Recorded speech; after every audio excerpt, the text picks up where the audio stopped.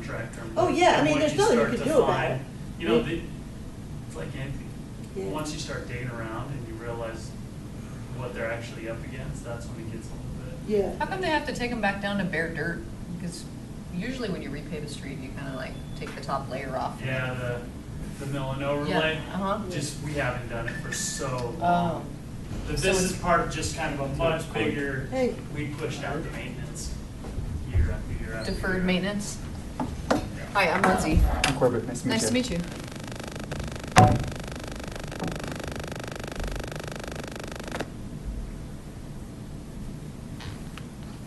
So we had a lovely mess with our pool last week. Did ya?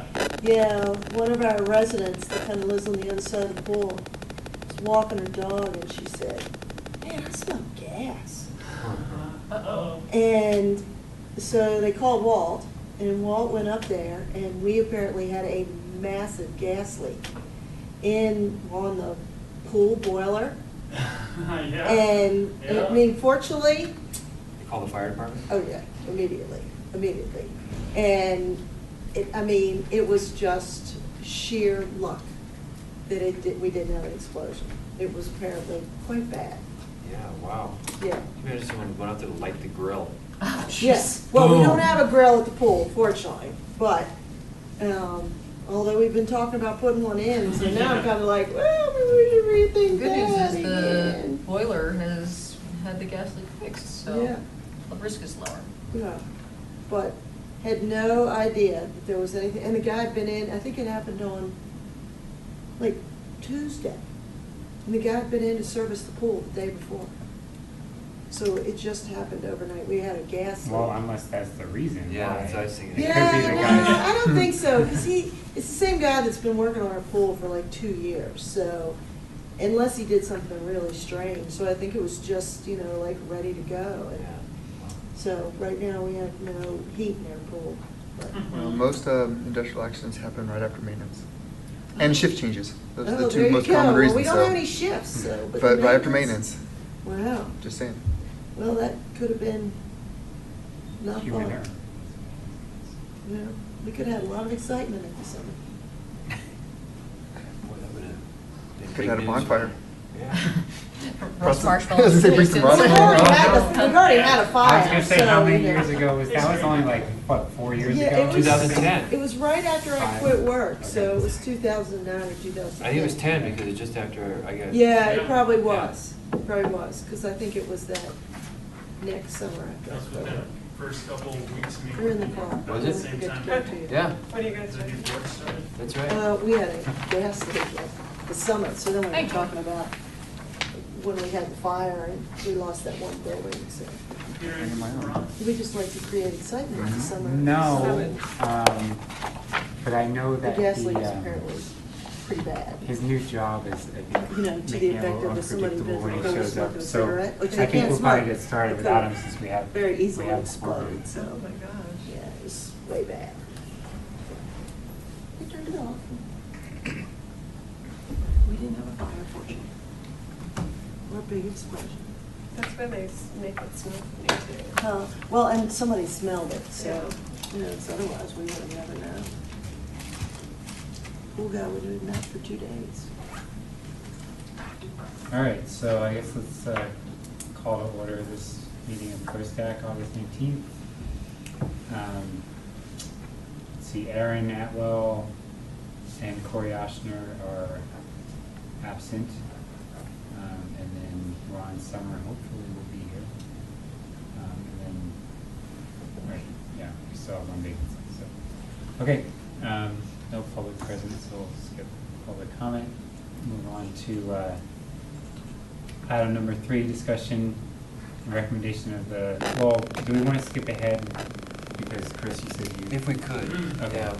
So we'll skip ahead to number 4 to review the joint committee leadership meeting that Sandy, Corbett, and I attended with Ken and Patricia of OSAC, as well as Trustee Hanson, Trustee Pennington present. The kind of an offshoot of this is we just want to address something that came up since the OSAC meeting, which was, so OSAC reached out to us last week and said that they were planning to do like a trails questionnaire at the Chili Fest, which on the surface is a good idea to work for PROSTAC and OSAC to work together on this, but there's some concern about whether or not OSAC is really stepping outside their purview to be discussing all trails throughout town and not just the natural open space trails. So Trustee Hansen showed up tonight so that we could address it because he's otherwise busy this evening. So I thought we'd start with that and just see what everyone thinks about you know, working with OSAC on this, and do we have any concerns about, you know, trails really being an element of PROSTAC and not OSAC. This primarily talking about what we call developed open space, which is the majority of the town. So, you know, everything that you can think of, like the green belts, even like what we were talking about last month, the Coyote Ridge Mountain Bike Trail. Even though that is natural open space, that's actually considered developed open space by the town, and it wouldn't really fall under OSAC unless, you know, the board were really directing that. Generally, it wouldn't fall under their purview. So I think it's a good idea that this committee discusses it. Sandy, you sent an email, so I'd like to hear your thoughts. Well, I didn't get a chance to read the email, and, you know, so I don't know exactly what they were talking about as far as trails. So if they were just talking about trails in the open space, you know, that we own, then, you know, that's certainly their purview. But, I mean, there's been conversation before you guys joined about them taking over trails and us staying more in the developed park area. And, you know, if we want to do that, I'm okay.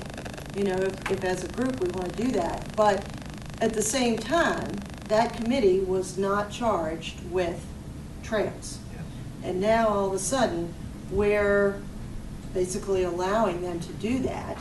And this, you know, do we want to do that? I mean, if that's what we want to do, but it just feels like they're messing over in our sandbox a little bit. So. Yeah, I don't think they mean any harm. Yeah, I don't think they do either. Yeah. I don't think that at all. I think they want to be engaged, but I think I said it at that meeting that if there's a lot of redundancy that seems like it's coming up, and I think it could be wasted time for both committees. So I think it'd be great if the committees could get together and agree that here's what we're going to focus on and here's what we're going to focus on. It says it in the charters what we're going to do, but I don't know. I think that the lines are being crossed a little bit, but not in a bad way. I don't think they're doing it to be malicious or anything like that. I think it's just happening. They want to be engaged.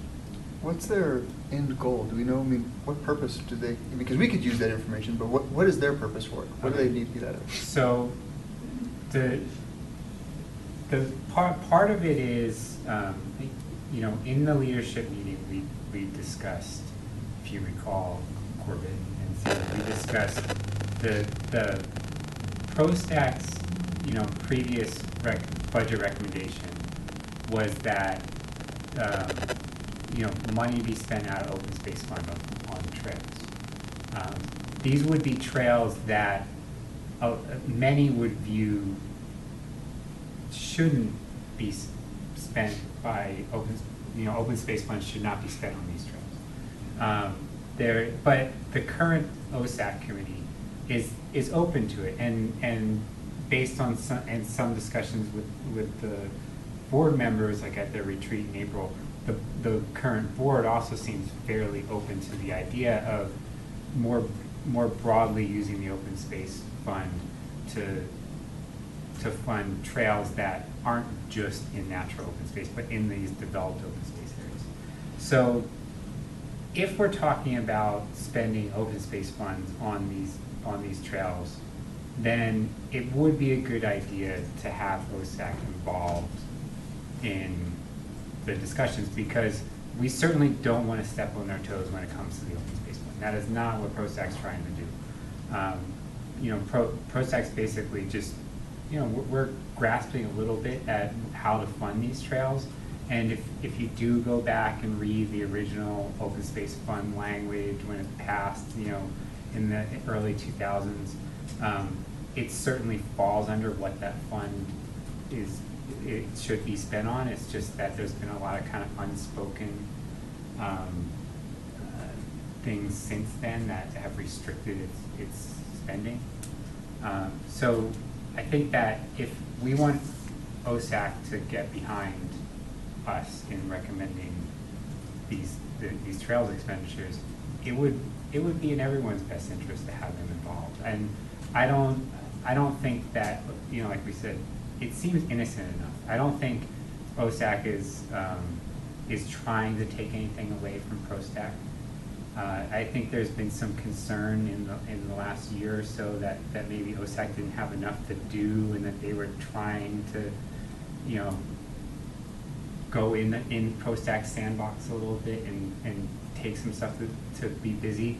That doesn't seem to be the case right now. I think they have plenty to do because they're getting more involved in some of the programming for open space, you know, that has been going on. So it's just something that I think is on their work plan to address trails, and so that they're addressing it. Now, correct me though, aren't their trails that they focus on generally trails that lead to open space? Is that correct? Well, exactly. I mean their priority would probably be trails that are on natural open space, but certainly anything like most of what we recommended, for instance, when we made our 2016 budget recommendation, are trails that are getting residents to the trailheads, like primarily Colton trailhead, and so that would serve OSAC's desires as well, from the discussions that we had at this joint committee meeting. Daryl, what are your thoughts? You've been on these committees for a long time. Well, first question I have though is are there any trails within the town of Superior that fall within the OSAC guidelines that aren't hard surface? Like what trails would you consider under their purview? Well, that is a little bit of a difficulty, because most of the open space dollars that have been spent on open space, natural open space, has been in conjunction with the county. So those are actually county trails. They're not town trails. There really aren't many town trails. I mean, Patrick, correct me if I'm wrong, but there really aren't many that would currently fall under that definition of natural open space that are managed by the town.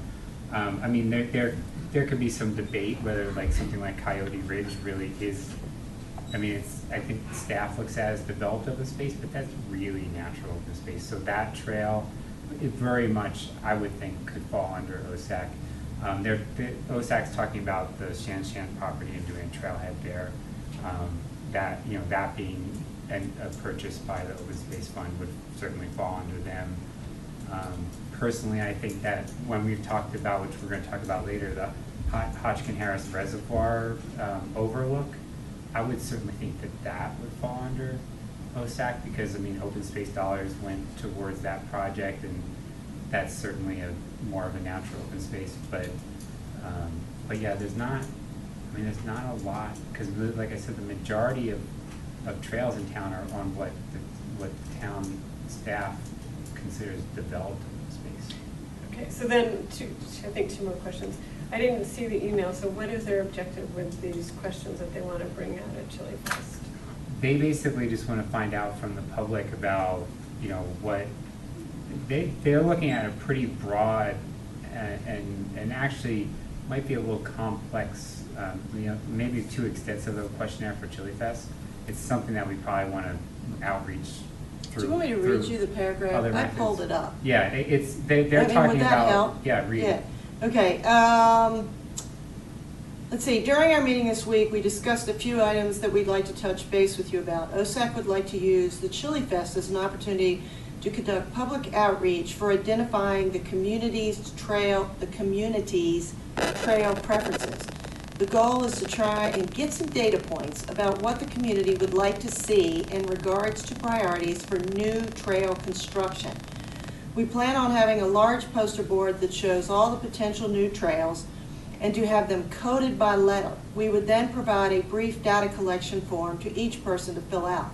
The form would include the following fields: name, email, neighborhood of residence, ranking of the top 5 potential trails. Ranking would be based on the letter assigned to each trail. How do you use trails? Which trails do you use? Do you prefer hard or soft trails? And would a trailhead, sorry, I don't have my glasses on, so it's a little hard for me to read this. And would a trailhead at the newly acquired Shan Shan property be useful to you? These are all the preliminary questions, and we'll continue to refine them over the next few weeks. Then they asked also, were we planning on having a presence at Chili Fest? And if so, would we like to share a booth? So I guess for me, I would prefer if we're going to do this, that we do the trail survey together. You know, because I don't want to say no, because I do, I think there, information. you know, but it really is our job at PROSTAC to be asking these questions about trails, not theirs. But I also don't want to anger them, because I appreciate their initiative. But it feels to me like we want to make sure that our interests as PROSTAC are also being captured in this survey. So, you know, I don't know how we would, if we're going to say yes, they can do it, my statement would be, you know, this really is PROSTAC's role. And so let's do it together. Some of this No. too, just not to interject, is, so I'm looking at their board approved work plan. And they've got a number of items that are related to trails. Again, discussions with appropriate entities regarding trail links to Highway 128, develop marketing strategy to publicize the web-based trail mapping for superior and regional trails, assess existing potential trails and receive citizen input on current status and future opportunities in the Superior region, and make recommendations to the board. So some of this, I think in terms of redundancy, is probably stems all the way back to their work plan. Yeah. And the board approved it, And so. the board approved yeah. the work Yeah, I mean, so they're not Well- doing anything that the board didn't tell them they could do, but, Yeah. but unfortunately, I hate to say this, the board has put us in this position. You're right, I agree. Because, Yep. you know, and I think, you know, this isn't something that's new. We've had this sort of squirreliness going on between the two. Before, it was with animosity. Now, I think we work together pretty well, and the meeting we had the other day was very good. But at the same time, if they start doing all the trail stuff, then we're not PROSTAC anymore. We're PROAC. So, And that acronym just doesn't work. and PROAC is just weird, That was in there. And you know. I mean- But it, you know, I say, why not make it joint and let them So- do the bulk of the legwork, to be honest. Yeah. Do we have the opportunity to leverage a lot of their resources if we work together to make more, a larger trail system for the town? I mean, there's a lot of open space that we have that has no trails on it, correct? Well, we don't technically own a lot of it. yeah, I mean, Trail like a cache. lot of, you know, a lot of what people think of that's south of Colton, that whole, like where that Coyote Ridge Trail is, majority of that is level 3 property. I mean, beyond Above, the yeah. Coyote Ridge Trail. Mhm. And so that's, a lot of people think that's town open space, and it's not. So, I mean, we have a little bit of, we can talk about this a little bit later, but we have a little bit of potentially uphill battle when we start talking about that Coyote Ridge thing. And part of it is this misconception of what is actually town open space and what is not, and we obviously can't do anything that's on level 3 property. But we've got this new piece of Shan Shan property, correct? Yes, and that would certainly be OSAC's lead on that, and that's it. Yeah, pretty much anything west of Colton, you can think of as like OSAC, and east of, or McCaslin. West of McCaslin is OSAC, and like kind of east of McCaslin is PROSTAC. If you want to just be very general. So at the combined meeting of the day, I'm trying to put all these pieces together. still new to this, right? But we were talking about our priority in the trails over the next 5-year plan, and they presented their priority of the trails. And I see this questionnaire, because we were coming together with them saying, well, is there more money that, that they control that funding? And I see this questionnaire personally as kind of as a response to that, say, well, let's look, we both have our priorities. What does the community say that their priority is? Which would be nice to do a joint venture with them. Also, if anything, so that, folks know the difference between PROSTAC and OSAC, right? I mean, when you're there together, they're like, well, what is the difference between you guys? Yeah. And so we can inform the public that way. But, I think, to me, this survey will help the two of us kind of, if we're wavering on, well, do we, 1 to 3 or 1 to 5, where do we put it on our priority list, and the public says, it's high, then it maybe goes up, or the public says down, we can work it that way. The only question I kind of in favor of this, with our support, but the only question I have is really at the Chili Fest, especially now that they have that beer garden, pints in the park, or whatever they're calling it. How much are folks going to be drinking in there than coming out trying to do these surveys, and is it going to give us a proper, what happens when people drink? They tell you things that Right. they wouldn't normally tell you. What I would say is that, if anyone who's done this long enough can attest to the fact that something that is going to happen at like Chili Fest probably isn't going to generate a huge amount of response. I see that as more of a launch for this survey, and I said this much to Ken from OSAC, and when I responded to his email, was that we would really want to outreach this more, get it on Engage Superior, which is the town's kind of portal for community feedback, which hasn't been used a lot in at least a year probably. So we could kind of revitalize Engage Superior, use it, and then the town's email communications and everything. This might end up being something that actually goes on like a Survey Monkey or something like that, because like you said, what they're proposing is pretty comprehensive. It's certainly not a format that's going to lend itself well to being answered by Chili Fest. But it's certainly, I think, a good step.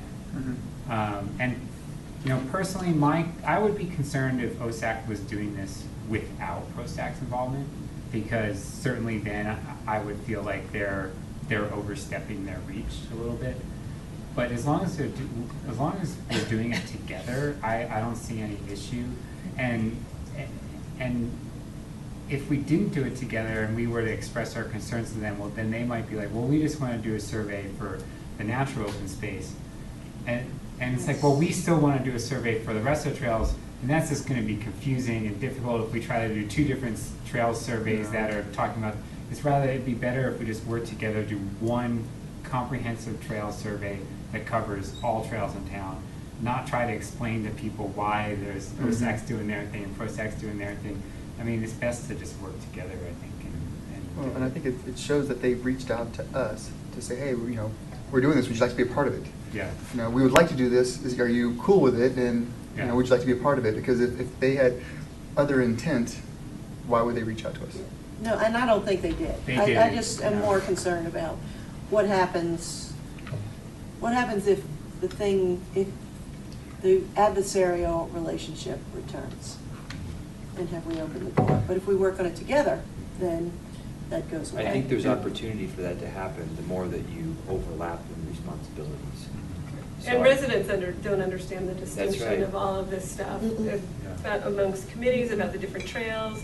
And so I think the more we can collaborate and work together, the less confusing it is to the public. Is there, now I don't know if we've had this discussion in this committee. I'm a fan of it.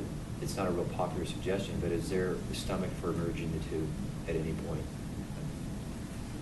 And one of the You're talking about 2 committees? Yeah. One of the things that to me makes sense is that as the open space gets less and less available, then their primary responsibility gets less and less. Then it just they become a stewardship council of the open space. And can't we fold that into PROSTAC and have it one big organization that has a subcommittee that manages the open space funds, a subcommittee that manages all the open space in the collaboration with Multnomah County, and it's all part of one big group?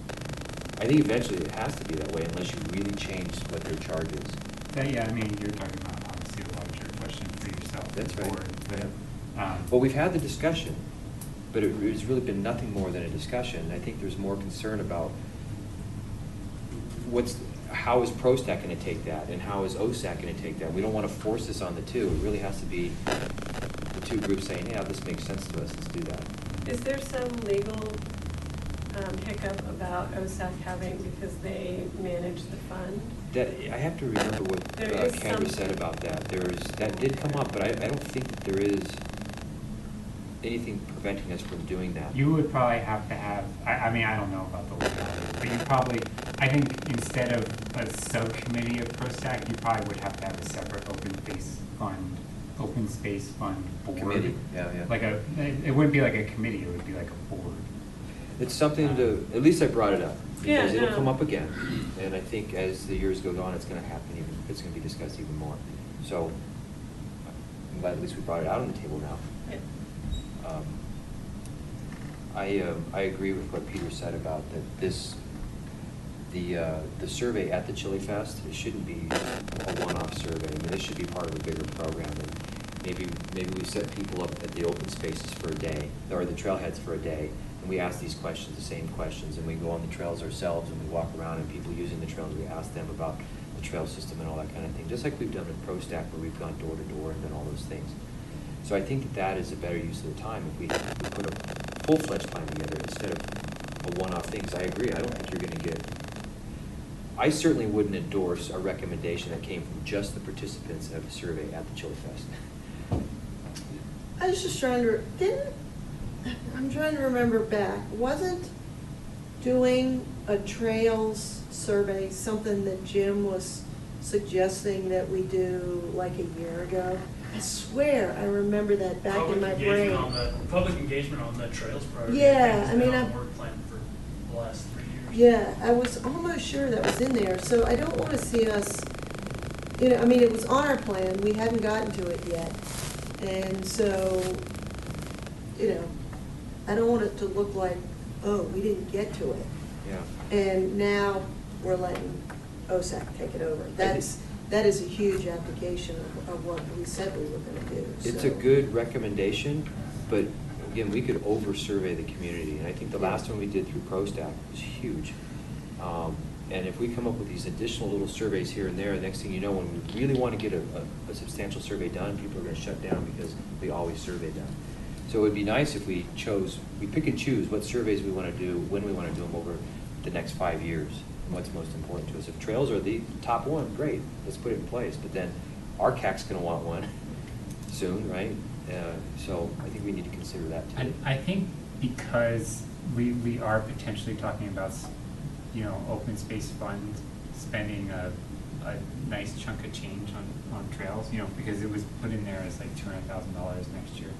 Whether that actually makes it through your budget, I don't know. But because of that, I think that it does make a survey a priority because you wouldn't, I don't know that whether the board would be comfortable with spending a good chunk of change on trails next year without, just based on OSAC and PROSTAC's recommendations, without doing at least some type of outreach. Does anyone know, can the open space funds be used to implement a survey to benefit open space funds? Probably. So, because that was one of the things, and we I don't- spent, $50,000 plus on that survey for the, For the indoor Indoor space, rec yeah, we leagues. crept it up to 60. yeah, But so. this might be a survey that doesn't need a large expenditure. I don't know that it needs to have the full extent of the indoor space survey. I hope that. I mean, I would fill it out. But that's what I mean, even what OSAC is proposing, they had some great questions, but at the same time, I think it might be hard to get a lot of people to answer all of that. We might want to have something that's a little bit more baby steps and not just throw out like a lot. I don't know if getting a lot of data points is as necessary as just getting a lot of feedback. I don't know if it's something we really need to like statistically chart. Well, can we work with them and edit their questionnaire with them and say, well, you know, let's look at our goals. What are our goals for having this questionnaire? Are we meeting it with this, or are we just getting lots of data for extra reason that we don't really need? You know, I mean, if there's our goals to say, should we focus on an internal, developed trails, undeveloped trails? I mean, just at a high level, you know, you can kind of whittle it down to those things and maybe add a little detail as needed. But if we can work with them on that questionnaire, that'll help out as well. Yeah, I think we certainly. I mean, when is Chili Fest? 12. September 12th. Yeah, So coming yeah, up. I mean, we don't have a whole lot of time, And the board's going to want to see that questionnaire, but Mhm. guaranteed. but When's yeah, the I next mean, board meeting? Monday. Okay. It's too late to get it in. Yeah. But Oh, you Is know, that the we only don't have, board I mean, meeting something before like this this, fall, Because you got the whole. yeah, because the next one Yeah. is going to be the Monday after, it's the 14th, is the next one. I think defining that, kind of Corbett, to go along with what you're saying, is defining what that actual purpose of the survey is, because I think that there's even been some internal just dialogue at OSAC. Is it just prioritizing, having a little bit of public input, prioritizing the existing trails that we have identified on the list? You know, we have the 5-year trails plan, but it's always been OSAC and PROSTAC with no public input. Or is it, we're looking for trail usage, youth, adult, is there amenities that you want to see? Are there new trails that you want to see? So I think that some of that still, at least to me, and I've put this question to Allison, who's on our staff, who's the liaison, is what ultimately are we trying to get out of this? Because a lot of that in the depth is going to determine exactly what Trustee Hansen is saying. Is this a survey that needs to go to the board, or are we just getting public input on the list of trails that we already have? We're saying that Davidson Mesa Connection's the highest for this group, but maybe the public is thinking something else. So that was my comment to Allison to relay back to OSAC is, these are all great things to have. It'd be awesome to know how many people ride on a soft surface trail or if they prefer hard surface, but is that what is most important right now? And that tool had always been a budget planning tool so we can make educated recommendations to the board. So I think defining what we actually want to get at, still to me as the director of the department seems a little wishy-washy. When's the next OSAC meeting? it won't Not be until until after after Chili Fest. Chili Fest, yeah. It almost sounds like, listening to you, Patrick, it almost sounds like it's like the playground assessment, that we need to assess the trails before we ask the questions, because we don't know what questions to ask to get the data points. Like going out to the trails and finding out how many people ride them, how many people walk on them, how many people walk their dog, you know, and getting that kind of information rather than surveying at Chili Fest. Yeah. So maybe- And starting at, you know, we know on a Saturday morning at Colton Trailhead, 50 bodies or 100 bodies go through, 25 of them are biking, 3 of them have strollers, and get some of that information without having to survey people unnecessarily. So maybe the interim step for right now is to ask OSAC to, at Chili Fest, let people know that, you know, a trail study is coming. And the trail study could be inclusive of the trail survey. It could also be inclusive of what you're just discussing, where we literally go and, you know, count bodies on trails.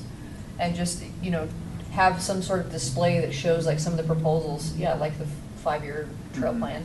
And get people excited and engaged about it so they know when the survey is coming, that it's coming, and that their feedback is really important to our decision-making and to OSAC's decision-making process. People like pretty maps and charts and things. Yeah, I mean, if nothing else, I would say maybe something more informal. Even if it was that you put that big chart up and gave it, you know, that dot exercise that you always do. Okay, give us your dot on the trail that you would like most. It won't be scientific at all, but it would at least be a way to talk to people. It wouldn't be time consuming.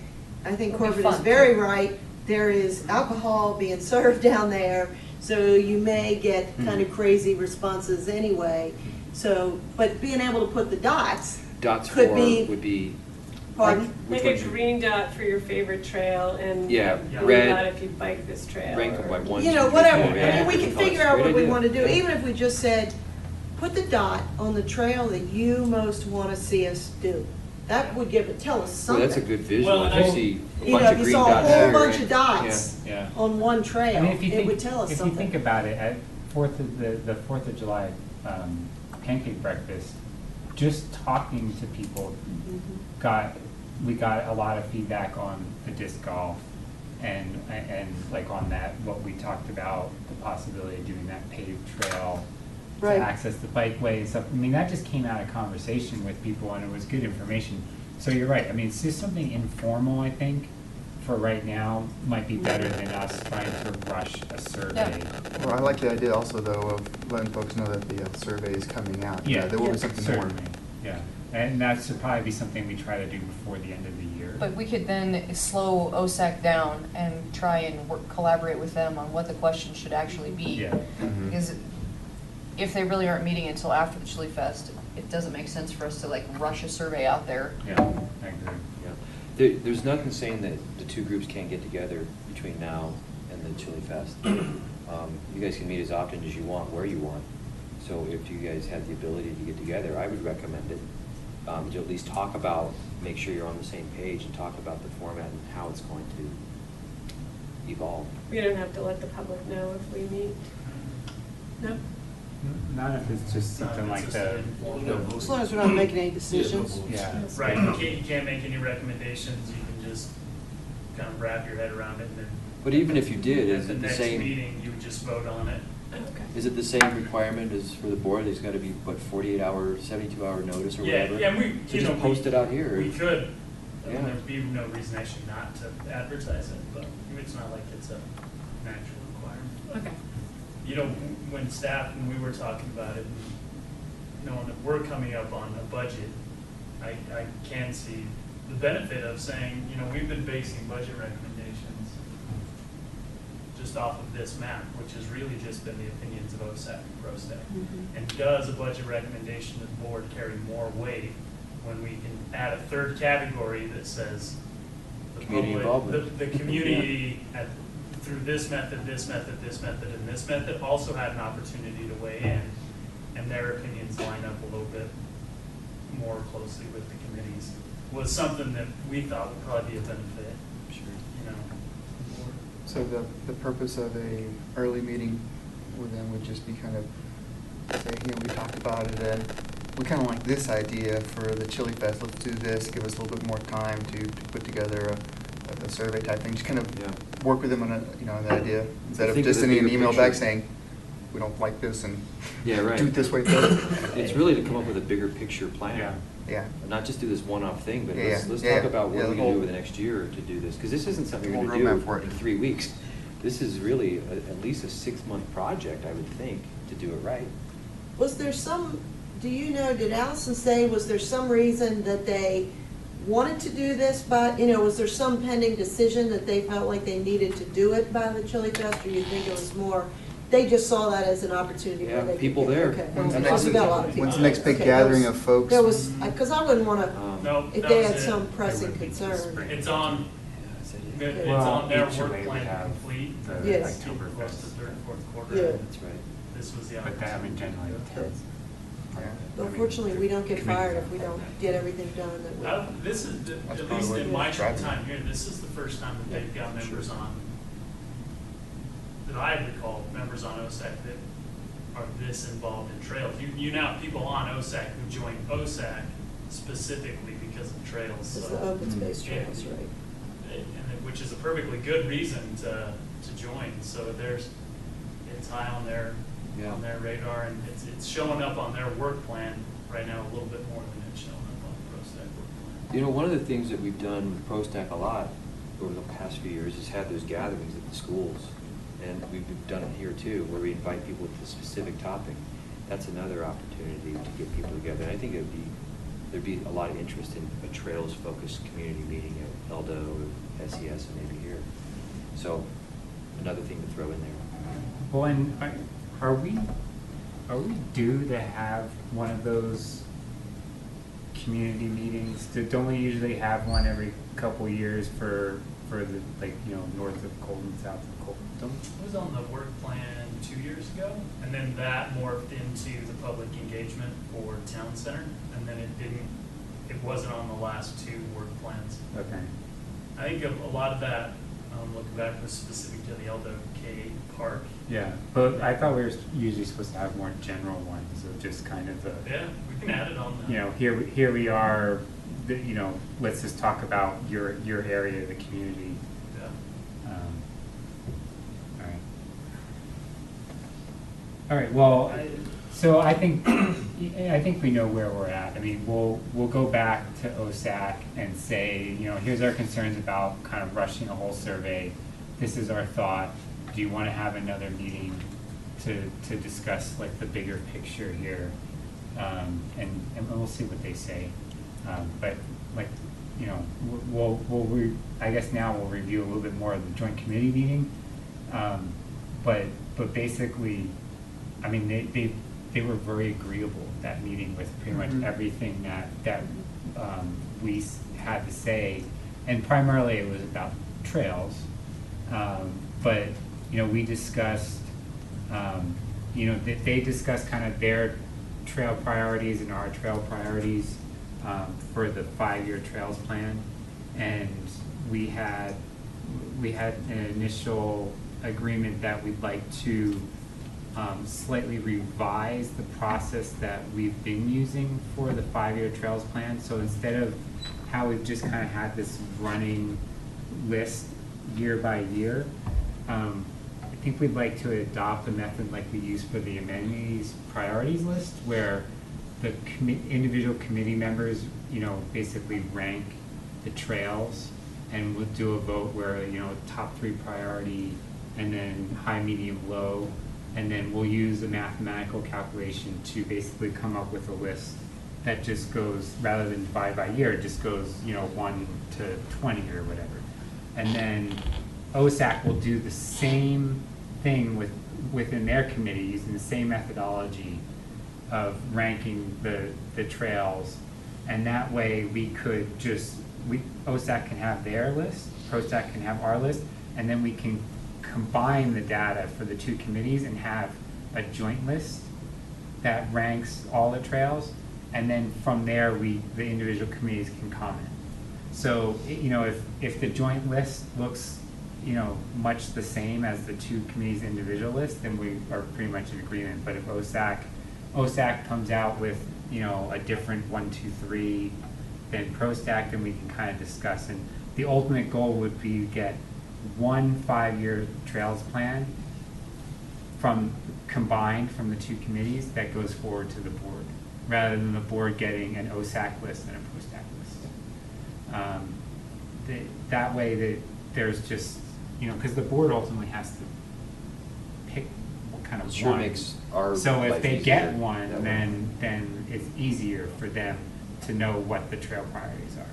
So how does that work when fundamentally we have a different mindset for trails than they do, and our trails are more encompassing supposedly than what theirs are? How do we, what is our optimism that we would actually match up? I mean, our purpose is, you know, putting these things together and even hard pack and whatnot, and theirs mostly is open space trails or to get to trails. So how do we have efficacy in this plan that we would ever match up? Well, I mean, that's part of it. I mean, we won't really know until we do it to see, I guess, how far apart or how close together we are. If we are far apart, then it would become a matter of whether or not we could compromise between the 2 committees to come up with one agreeable list. If we can't come into agreement on one list, then we would do what we've done, which is OSAC would put forward their list and PROSTAC would put forward our list, and the board would get both lists. But we won't know until we try it. At the very least, I think that PROSTAC adopting the methodology that we've used for the amenities priority list and having more of a running list, and rather than a broke out by year list. Do you want me to pull up That the amenities list? I mean, does everyone know what the They amenities wouldn't list know, look like? Or because do- they haven't seen I've been following along, and we had this Okay. discussion. Did I send you the amenities priorities list? I think you showed it to me when we were Okay, making coffee. well, sure, I mean, pull it up, Patrick, so you can see what it is. Wouldn't it ultimately, though, have to get broken out into years for budget, though? Well, that's the thing, is there Yeah. is no firm budget. I mean, that's been arbitrary at best. A lot of these trails And might- so there really is no set budget year by year. So that's why the current model is flawed just to begin with. So if we had a list that's just a running list, and then we know, well, next year there is a budget, then we could, you could pretty much just slice off whatever the is at the top of the list that equals that amount of money. I mean, we could, if discussions lead us in the direction of wanting to bump up one trail to the top of the list for a particular year, I mean, we could certainly make a recommendation to basically amend the list. It seems to me that when I was looking at this, that we had this list and whatever didn't get, done, kept put next year, and just kept Yeah. pushing everything down. But from year to year, you may have an event or something that happens where something that was a higher priority is now OBE, and you want to switch things around, right? Yeah, there's certainly, I mean, Coyote Ridge is actually a really good example. Yeah. It wasn't even On the on the radar. list like a year ago, and now we've basically made it one of our top priorities. So that's a good example of something where, kind of an amendment to the list of, we actually want to move this up on as to a top priority for the near term, even though I think the list that we did end up approving, it wasn't even at the top, it was further down. But this, so this is the list that we do for amenities. It basically, we have a high, medium, low that every individual committee member would rank each thing on this list as either high, medium, low. And then a high would get, say, a 1, and a medium a 2, and a low a 3, or vice versa. And what if you're doing a high as a 1, then whatever ends up getting like the lowest combined score would be at the top of the list. And then whatever, I mean, we could do it vice versa. So if a high it gets a 3, then whatever has the highest score would be at the top of the list, and then you go down from there. But we also everyone gets a top 1, 2, 3. And generally when we've done it, the high, medium, lows are in pretty direct correlation to what everyone is ranked as 1, 2, 3. Okay. So we haven't really had a situation where like the number 1 doesn't basically end up as the highest ranking anyway. But I mean, I mean, you can see actually, I guess it was. Well, these are individuals. No, they are. Do they roll up into the front combined. there? So you can see, Patrick, if you scroll back to the left. So you can So see that's the the total. combined, the top of the top 3, it was actually sort of reversed. So the number 1, the one with the highest score ended up actually being everyone's top 2, and then the multi-purpose field, which is number 2, was the top 3, and then the pavilion, which was actually our combined number 1, actually ended up number 4 in the list, but it was still, pretty close. But if we do that methodology for the trails list, then rather than break it out by year, we just see, well, what trail actually scored the highest among the PROSTAC members, and go from there. What scored the second highest, the third highest, fourth highest, and then we just kind of do away with the year, because, like we said, there is no yearly budget, especially going out as far as.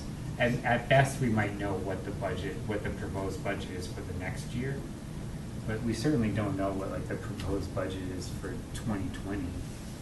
I mean, it's just one of those things where that list, like I said, was kind of flawed.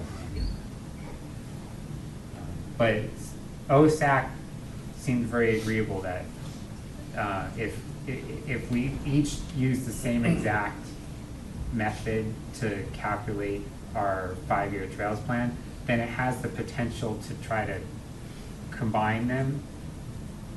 But like your concern is, well, if we're fundamentally in disagreement over, what our like top 3 is or whatever, then, and we can't come to a compromise, then we just say, well, let's split them back out, and OSAC goes forward with their list, and PROSTAC goes forward with our list. But, I mean, that hopefully, if we're communicating, the two committees are communicating, then we understand why their number one is their number one, and they understand why our number one is our number one, and that way, you know, maybe those, obviously someone's is going to end up number one and someone's going to end up number two, but maybe they end up as number one and number two rather than, you know, on OSAC's list, our number one is like their number 12. You know, we have a compromise. Are we gonna align our schedules so that we kind of do this at the same time with them? Because I know this year, right, PROSTAC did theirs way before than OSAC, and so we had, I guess we had submitted ours before they had finished theirs. Yeah, make sure they're aligned so we can do this. It would probably draw the process out a little bit more. We'd have to start earlier in the year, and we'd have to be in sync on the schedule. So, like, say the initial list we do in March, and then maybe we have a joint meeting in April, and then we individually go back in May and talk about it, and we finalize in June. Something like that. I mean, it would draw the process out a little bit more. But ultimately, as long as the two committees, like we said, are kind of getting along on these things, I think the board would really like to see us working together in this regard. The same thing with the Boulder County trail recommendations. We've generally been in agreement the last few years with OSAC on, you know, they've usually put their list forward first, and then we'll look at it, and we've generally been in agreement. But, I mean, the same thing, we would try to line it up so we're looking at it at the same time and then collaborate with them so that we can put one list forward. That one, because we've been in agreement the last few years, that one could probably go forward with a lot less back and forth. It's not as involved as the 5-year trails plan. But that's those two lists, we would ultimately try to put one recommendation forward to the board rather than two separate recommendations. Also, that going to be in Chili Fest? Yeah. Put us close? Yeah, I think the plan is to kind of do side by side. Should have waited. I think the format changed too. So yes, the discussion is whether or not we're going to share a booth with them and try to do some public outreach regarding trails. That format change too allows, I think it's a little bit more understandable to get a public input piece, which is what I think everybody's ultimately trying to get towards. You know, to have the public, without understanding the 5-year trails plan, try to start to prioritize trails and put it in some kind of sequence, I think just adds an element that makes it confusing. But going back all the way to when Jim was on the committee, the comments had always been, these are really high dollar decisions, and the town doesn't normally make high dollar decisions about recreational parks amenities without some kind of public input. So to pull the trigger on a $20,000 trail without having feedback from the public didn't seem consistent with how we would make decisions about parks or indoor space. So a format change that makes the information easier to understand from the public standpoint was something that I think we're attempting to evolve towards. It's probably a good thing also to just inform the town of the fact that there is a 5-year trail plan, and Right. this is what it is. Like, did you know it existed? Here's what it looks like. Yeah. Got some feedback for us? Like, all of it's good information for people who live in the town.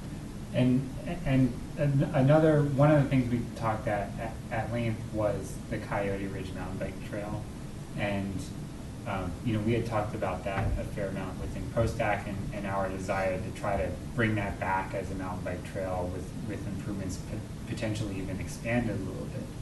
And OSAC, you know, they really heard what we were saying, and they seemed very much in agreement with it.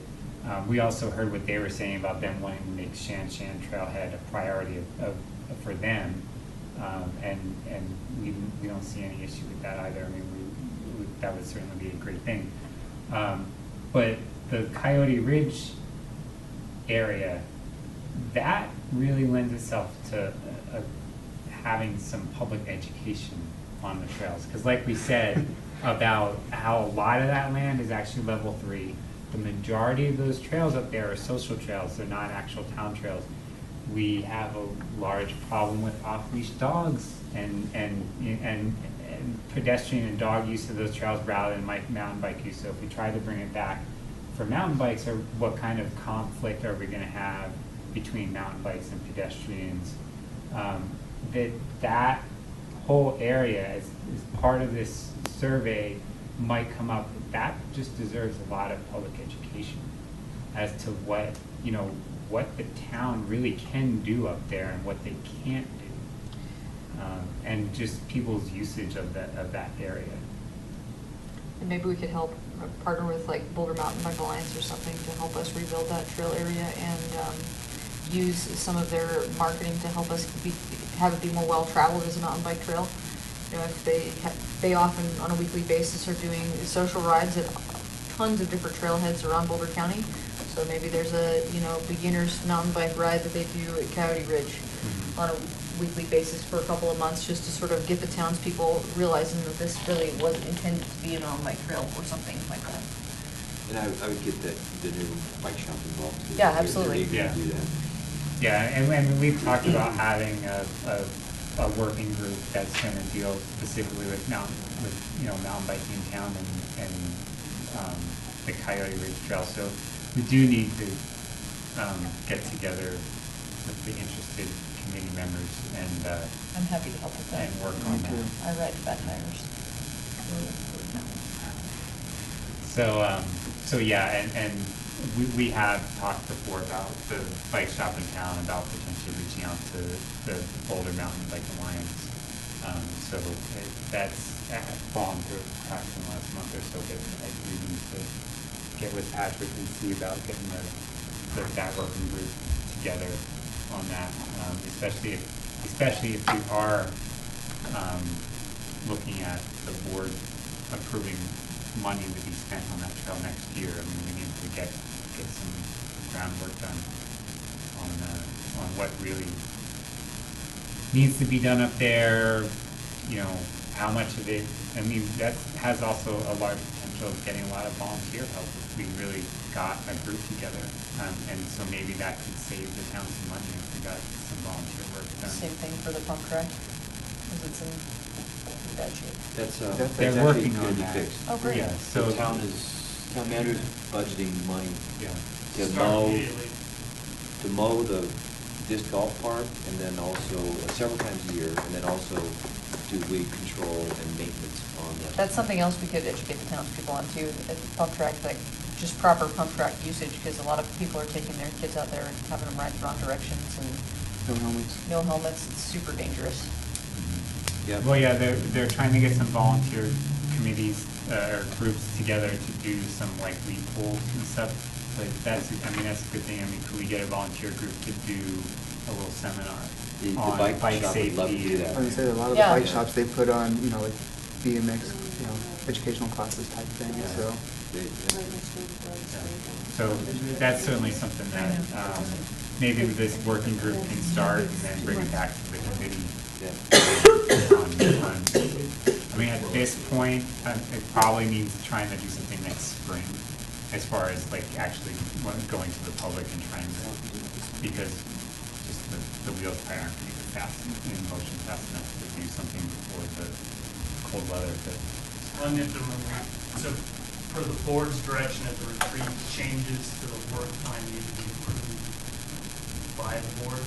So some of this, I think, as we talked, and it's kind of slowly going on, we'll put it on the work plan and then get the board to approve that as a project that the committee's worked on. Okay. So I think doing some legwork this year seems to make some sense.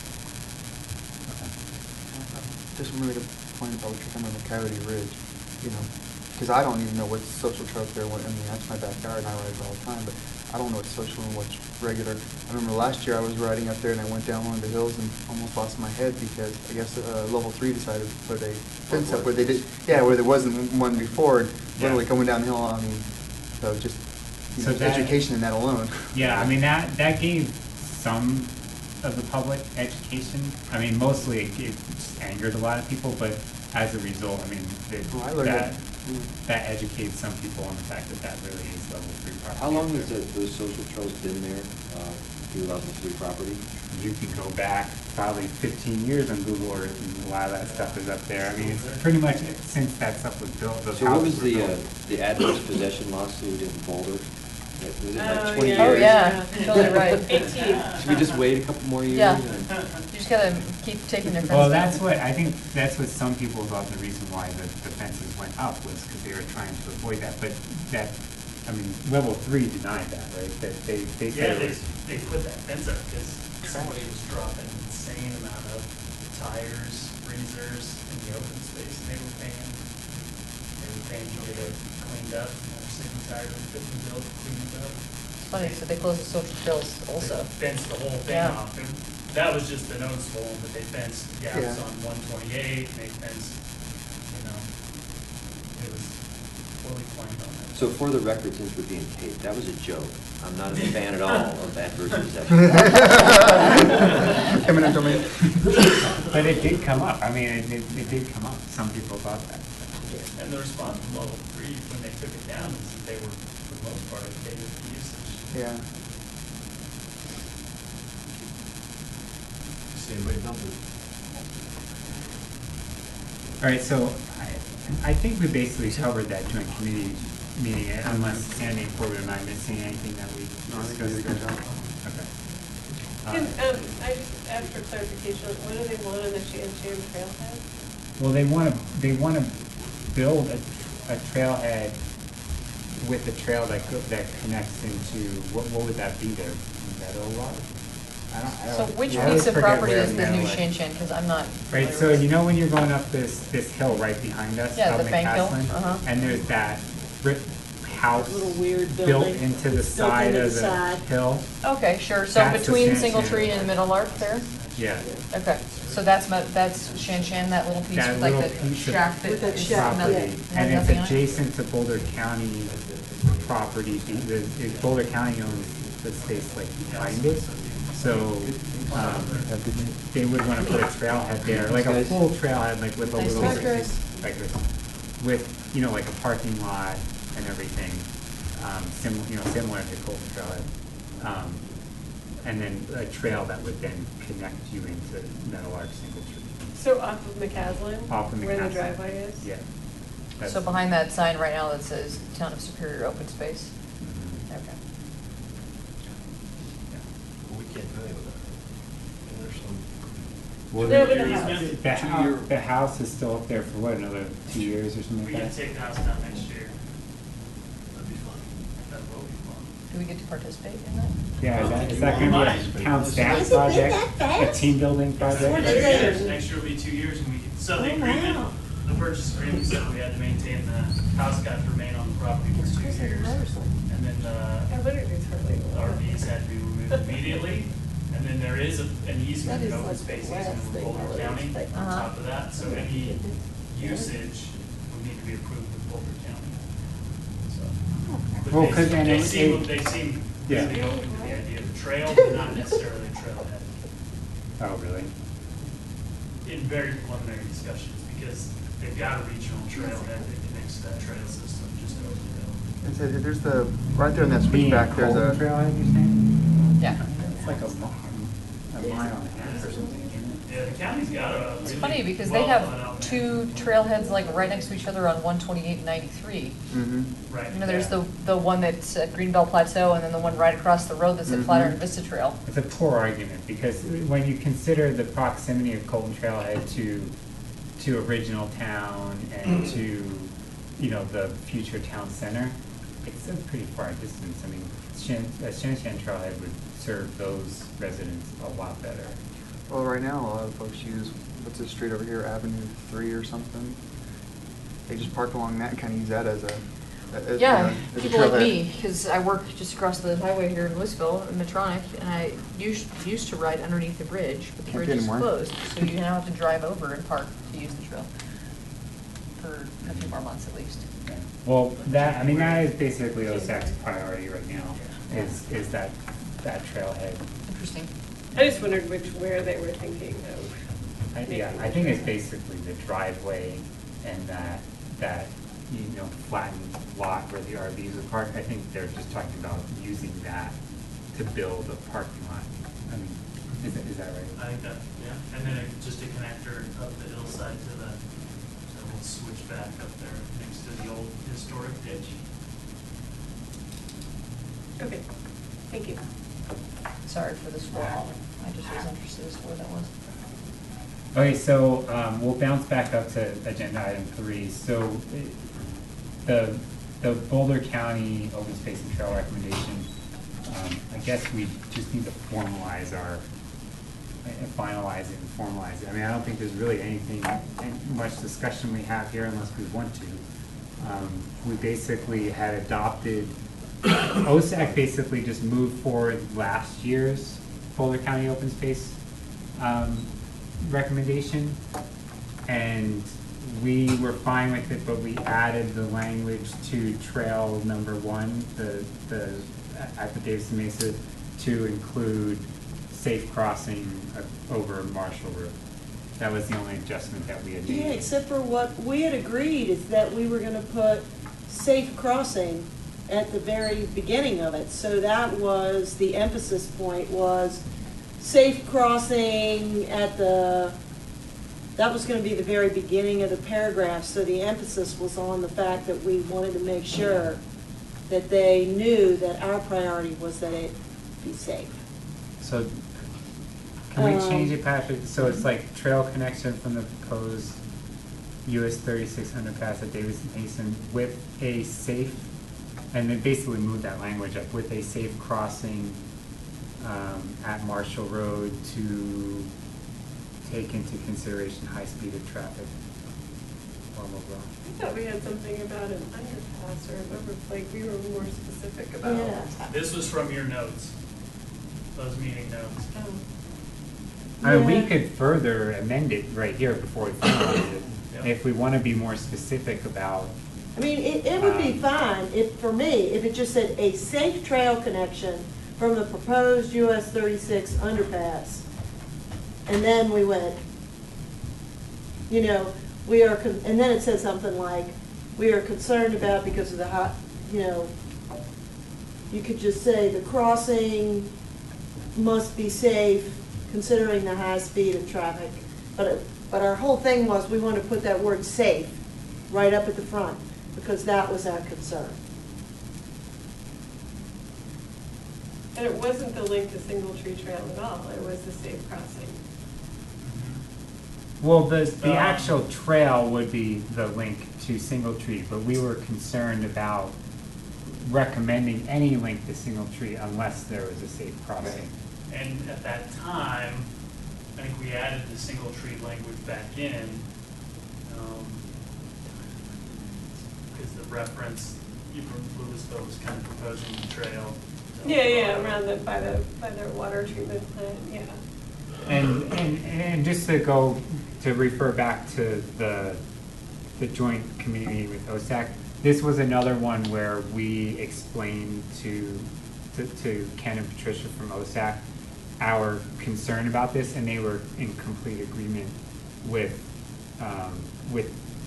what we were basically saying about amending the language on this recommendation to have a safe crossing. I mean, they understood what we were saying. Yeah, and I would like to see it, rather than say should provide, I think we should be stronger in our language and say the crossing must, or, it must provide, whatever it Maybe is. the crossing connection needs- must provide safe crossing, considering that was our whole emphasis, was that we are so scared about I got what's kids. gonna happen there. Well, and actually, I still think that we just said connection to the larger regional trail system. We did not put in Single Tree because we don't really know exactly where. We just know that Louisville wants to go around the water treatment plant, but we don't know. Uh-huh. Yeah, directly where, would it where? actually go in a single tree or would it be down at? Yeah. I always 66. forget what that was. Is it 66. Yes. Okay. But I think it's fine to just say the larger regional trail system. Okay. Did you erase them over? I mean, if you and- remember, we also discussed, you know, whether or not the best crossing would be to divert people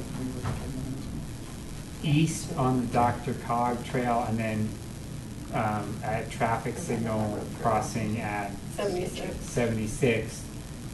But I don't know if we want to go into that level of detail here, but I mean, that was, I think our consensus was that would be the best option because an underpass or overpass over under Marshall Road would seem unfeasible.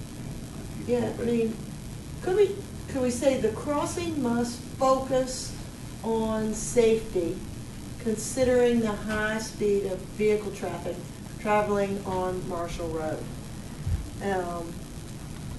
Because, you know, we're saying crossing 2 or 3 times, so if we just said the crossing must focus on safety, considering the high rate of vehicle traffic traveling on the Marshall Road. Because that seemed to be what we were really obsessive about at the last Patrick, you meeting. should take out the. Yeah, in front of the, This should just be on. it's like the Donald.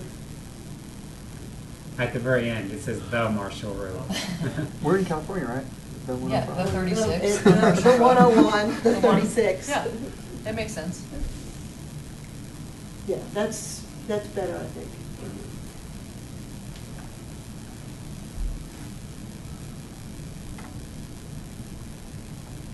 Okay, well, I mean, unless we want to make any other changes. Do we I think need a this- motion? Yeah, this is pretty one much we ready can to Okay. make a from motion. each group, so I can- So moved that this be our recommendation. A second? I'll second it.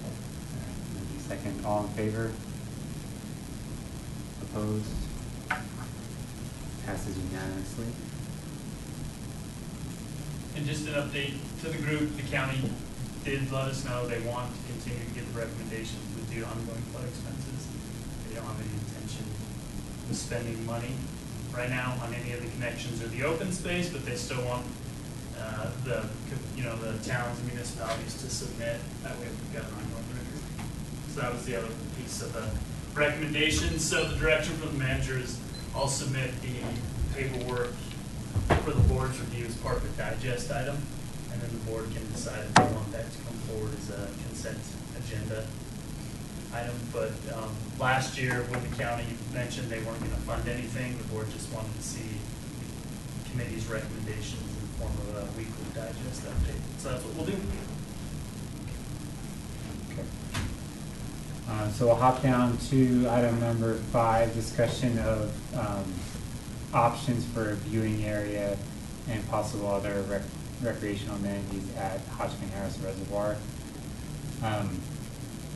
Like I mentioned earlier, this is one that at least I personally feel does fall with OSAC to a great extent. That said, it is on our work plan for this year, and so we should at least discuss it. But I mean, it's certainly something that if we strongly want to move forward, we should probably present our ideas to OSAC, because in all likelihood, this is something that, if it were to be funded, that funding is probably going to come from Open Space Fund, seeing that the board had approved such a large expenditure of Open Space Fund on the dam project over there. Which, if, I don't know if everyone knew, but they just had the formal celebration opening, whatever, of the Hodgkin Harris Dam last Tuesday? The 11th. Yeah, so a few of us were there. Were you able to go? Yeah. Oh, good, because I could not. How was it? Yeah, Darryl was there, and who else was? Brent was there, but he's Brent, a. yes, Brent showed. Right. Yeah. Brent was there, 2 county commissioners were there, Ron Stewart was there. With five of the mayor and 4 of the The trustees. mayor. There were several There was about trustees who said 30, they were gonna be and there. then it was kind of cool, the property owner who gets the water, Pumpkin guy. the pumpkin guy, he showed up. Oh, It was wow. kind of cool. I just heard from someone that, it was on Facebook or something, that I guess his father was the one that invented Revive. Invented The what? lawn care Revive, like the, fertilizer? yeah, the local, like. The dude who lawn- wears the suspenders on TV and talks about making your. Someone Yeah. said that was the Rock Creek Farm guy's father. That is Oh, awesome. wow. Huh? Maybe Alright. it's true, I don't know. That's what it looks like with no water in it. Right. And then, so the boundary line here, this is county. Private property here, we refer to as the Zaharias property. But that corner right there is It's us. public. Well, yeah, so unless the town were to purchase Zaharias or a portion of Zaharias, then we're really just looking at that corner, right? That tiny little corner right there. Yeah. Mhm. So you could put a really cool viewing stand that looks out and, And in the 5-year trails plan, this has been identified. It was, I want to say it was even under a $10,000 line item. I know that there's been some discussion, I don't know if it's from OSAC, but it's been from this group of the public about, bird perches out there, or some other kind of amenities that encourage habitat. And then there was some discussion with the county commissioners who were there about, the possibility of getting closer to the reservoir, and they seemed open to that idea. So maybe at some point a recommendation to come forward and get a little bit closer. So what do you think that would mean, like doing some type of little boardwalk out onto that? I heard Like about- into that's what I the heard marsh, about like the trustees marsh mention, plant is a area? boardwalk. We had a park in Houston that had a lot of marshland, that had a lot of birds and some alligator and whatnot. And they had a boardwalk that was built up for the public to kind of walk, to not intrude upon any of it, but to kind of be a little bit a part of the environment. And that boardwalk was very successful when they did it. Now, there's maintenance to maintain that boardwalk, which can get expensive.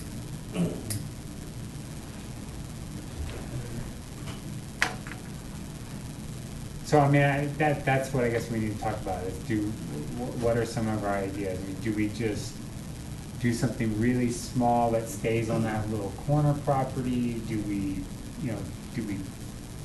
propose to get the idea out there to try to see if the county would let us do something more like a boardwalk to go further out into the little wetland that is along that corner property before you get into the actual open reservoir? Is the focus going to be educational, with signage, or is it just going to be more casual with just some type of viewing platform? Right now, can you actually go out on that little spec O property? Is there actually a way, I mean, part of it's back there behind Saddlebrook, so you can't get out in there. But in this little corner, you can't, I mean, is there anywhere you can actually, I mean, other than if you stop on 88th, where you're walking along there? This here, this corner is ours. But there's all kinds of there's fences and bushes, and yeah, you can't get you there. can't really get. No, with the fence is at our property line. And the Yeah, water's pretty okay. high up, actually. Yeah, it's pretty close to the Yeah, I end of was trying to Saddlebrook right remember now. how far the water is up. Well, because the reservoir's pretty full. It's all Yeah, the way to true. the end of Saddlebrook. Yeah, true.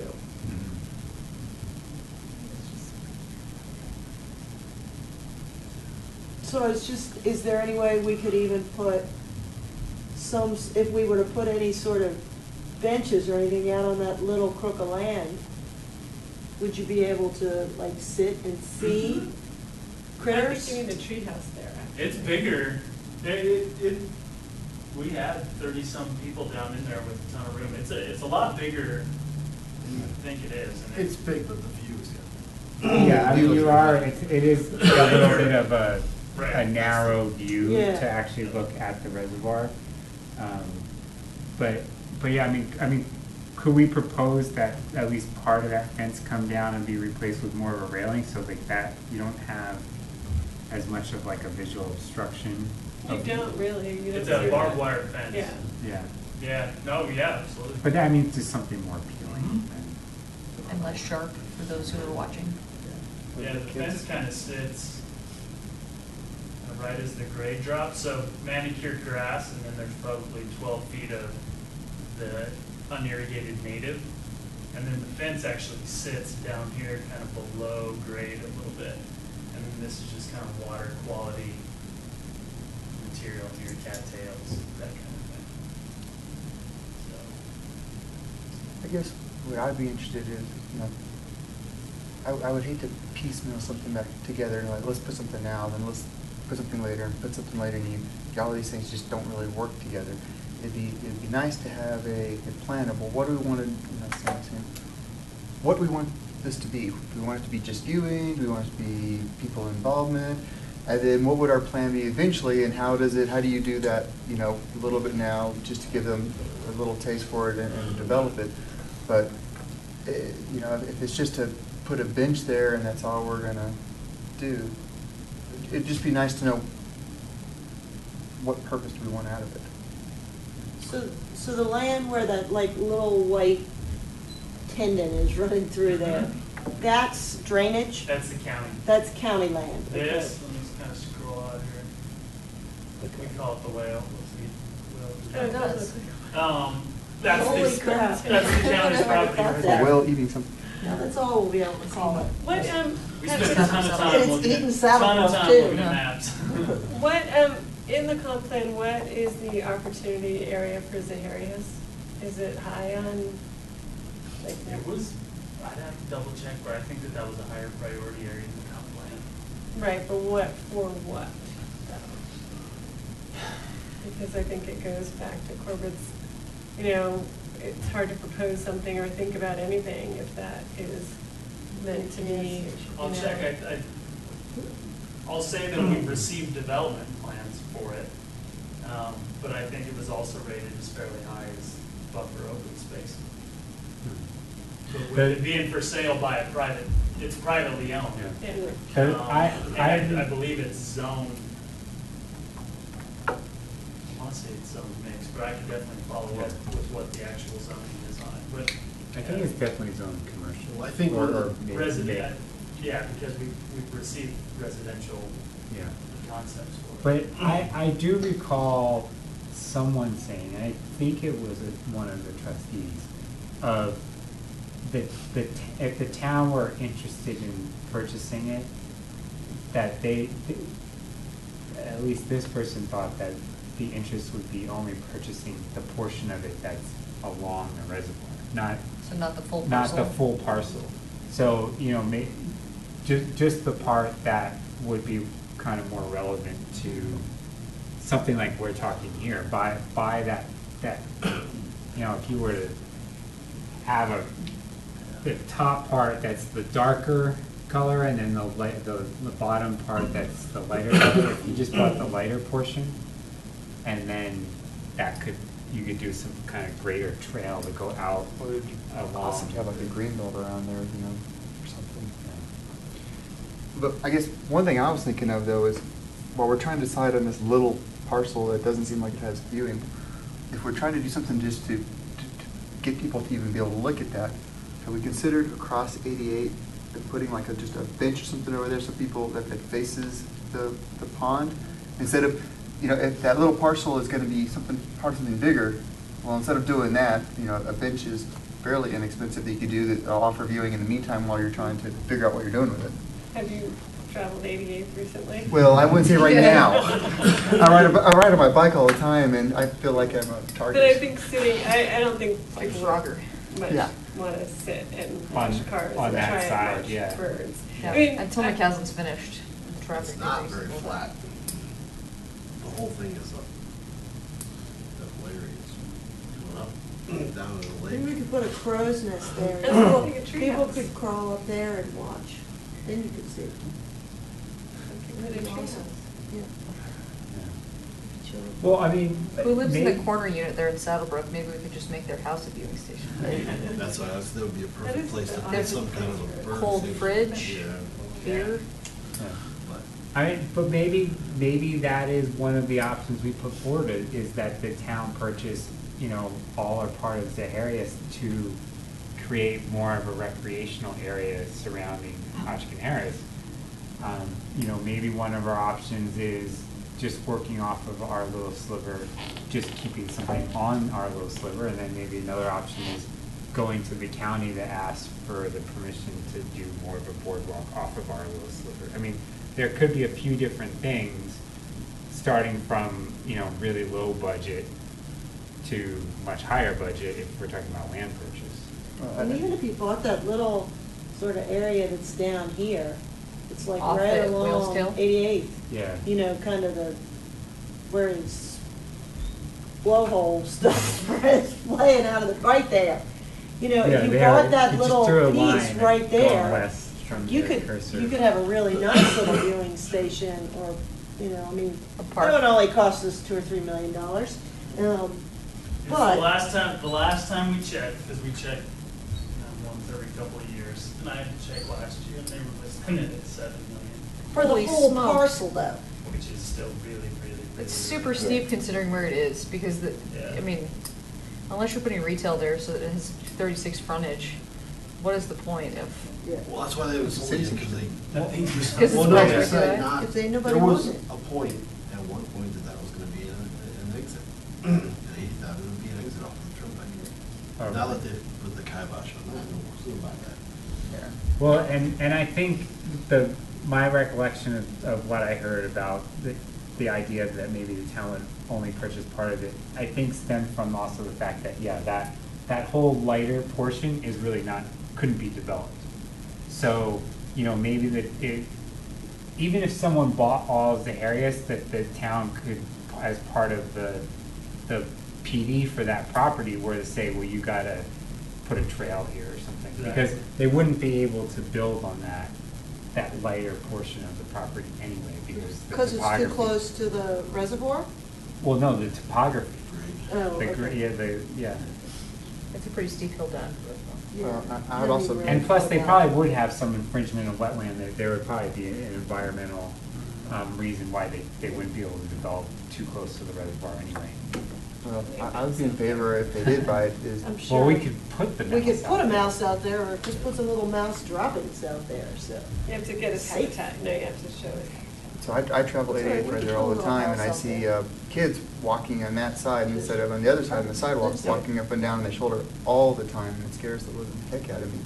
Just because they live on that side, so they don't want to have to cross over on the sidewalk and have to cross back. It's just, Yeah, because there's a missing sidewalk from Saddlebrook Up to to the the top of the, yeah, Right, that's the because bridge. it's private property. Right. Well, and Yeah. then if you're traveling southbound, there's really not even a shoulder, I don't know, Right. so. either no shoulder. Yeah. So Well, there's- the And cars gutter. let you- and cars let you know There's it. the gutter, yeah. So if they purchase it, yeah, sidewalk would be nice. That came, and that's a great point, and that did come up with the county commissioners out there. And Alex, I don't know, he's our public works director, one of the first things he said is, we have to have a sidewalk. Well, yeah, you almost. It almost doesn't. The cost of that traffic light probably would have been the same as putting or more than putting a sidewalk, right? Yeah, because cars have to drive around everyone who's riding on the shoulder too. And it slows down traffic pretty significantly, especially on school mornings, because oftentimes the Monarch traffic backs up over the Mhm. bridge Or the bridge, the circle. to the circle, Is yes. it No, really? through the circle. Yeah, through the circle. Absolutely through the circle. And it's gonna be really fun now with the construction. I'm going to Don't work go that early. way tomorrow. There's no way around town. Right. It's, It's the only way. It's true. Even with that, I saw a guy going over the bridge out here on his bike with a trailer, and the people driving behind him were like, really mad. On McCaslin? Yeah. Oh my goodness. Yeah. Well, it's supposed to. Well, that's the mistake So, from over the Castle are Bridge we- on a bike. are we trying to come up with something here tonight on this? I mean, I don't think we need to formalize anything, Okay. no. We started thinking about it. I mean, it would be cool if there were some bird perches out, or, or something that would help attract birds to come out there too. If, I know it's not our land, but, Well, yeah, it'd be nice if the county would just do that. Yeah. But I guess, Maybe that's a completely reasonable starting point. if we could Interact. ask them to Yeah. put some bird perches out there. We certainly have enough big birds out here that I think would like There to used to hang be out tons of there. egrets out there before we left, before Yeah. all the water left the reservoir. for They that may period of come time. back. And a lot of the trees have died along that stretch Yeah. or have fallen, so it would be cool to put something back. I don't know if they've been successful with unnatural perches for eagles as much as they have for ospreys. But even if they put anything out there, I mean, certainly the pelicans were cruising around out there this summer, so. Well, yeah, I mean, so we have a starting point, I guess, here, but I don't think we need to formalize anything tonight. We just need $7 Just know million. about it. Well, We just know Yeah, about it. and, Yeah, and, the open space and like I owns that said, I money, think so. it's really something that, you know, we need to discuss with OSAC. And just share our ideas with them and. Do you know if they're talking about, if OSAC's talking at all about anything over there? It's a third quarter, fourth quarter work plan item for them as well. Okay. So let me ask you all this. If, say we miraculously had an epiphany today and we figured out what plan we wanted, what would be the soonest anything could have actually happened? I mean, I'm just trying to scope the actual time we have, because if we couldn't do anything for another year or two, well, then, It's, I mean, it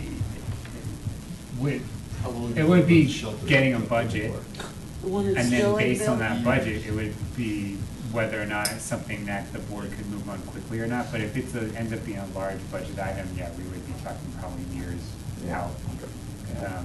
If we were talking about just like doing like a little sidewalk and a little viewing area on that little corner, I think it's on the trails plan at like $10,000 or something like that. I mean, that could happen relatively quickly. That But- was sorry, Peter. Well- That was included in your, Yeah, that was actually Recommendation to build included, yeah, next for year. next year. We put it in the trails recommendation for next year. But you're right, Corbett, I mean, if we wanted to like pull the reins back a little and think the big picture, like not put the cart before the horse here and do something small and only to prohibit us from possibly doing something bigger in the future, then we might not want to do that next year. We might want to explore what some of the bigger options are, what some of the options with the county are, and that would be a much longer process. You're probably talking at least 2017 probably the earliest. I think at a minimum, we just need to figure out what's the goal for this? Because the goal will determine what your end thing's gonna kind of look like. Is the goal just to get people to look at it?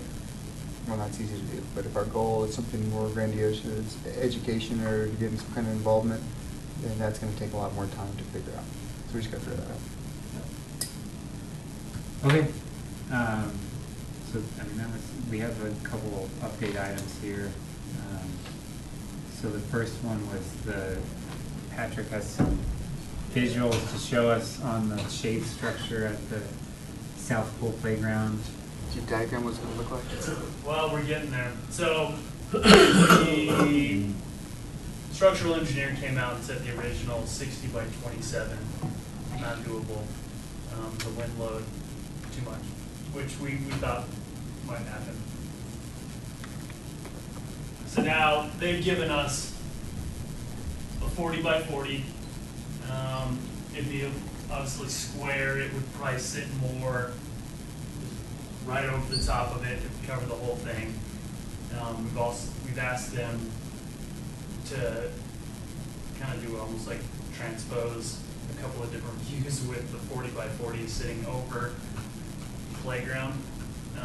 I'll show you those pictures and hopefully we'll get that information back from them. The good news is obviously the price comes down. Patrick, just to interrupt here, that, by making it a 40 by 40, that would then mean putting the post in the concrete? Yep. So I thought the purpose of the 20 by 60 was you didn't have to put it in the concrete because that was gonna be more expensive. Correct. But it turns out that it's actually less expensive to put it in the concrete because you have less. Less material. Smaller surface area. Yeah. Less material price. Well, and so let me kind of backtrack a little bit. Cheaper in terms of material price. Install price on the piping themselves. We had a budget wag last time. Okay. My assumption is that would probably be higher. So overall material cost went from, you know, almost 40,000 down to 31. But labor will go up. Labor's probably gonna go up because now you're gonna have to kind of core drill. You know, the benefit of having that big 60-foot stretch is 3 of the posts were in the grass, and they would have been net new, you know, kind of bores. Here, we're gonna have to go through the port place that we put in plus the concrete. So, what we've asked them to do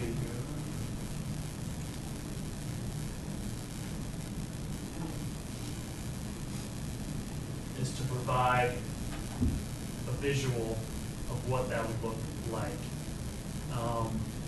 And that's what we're waiting to get back from them.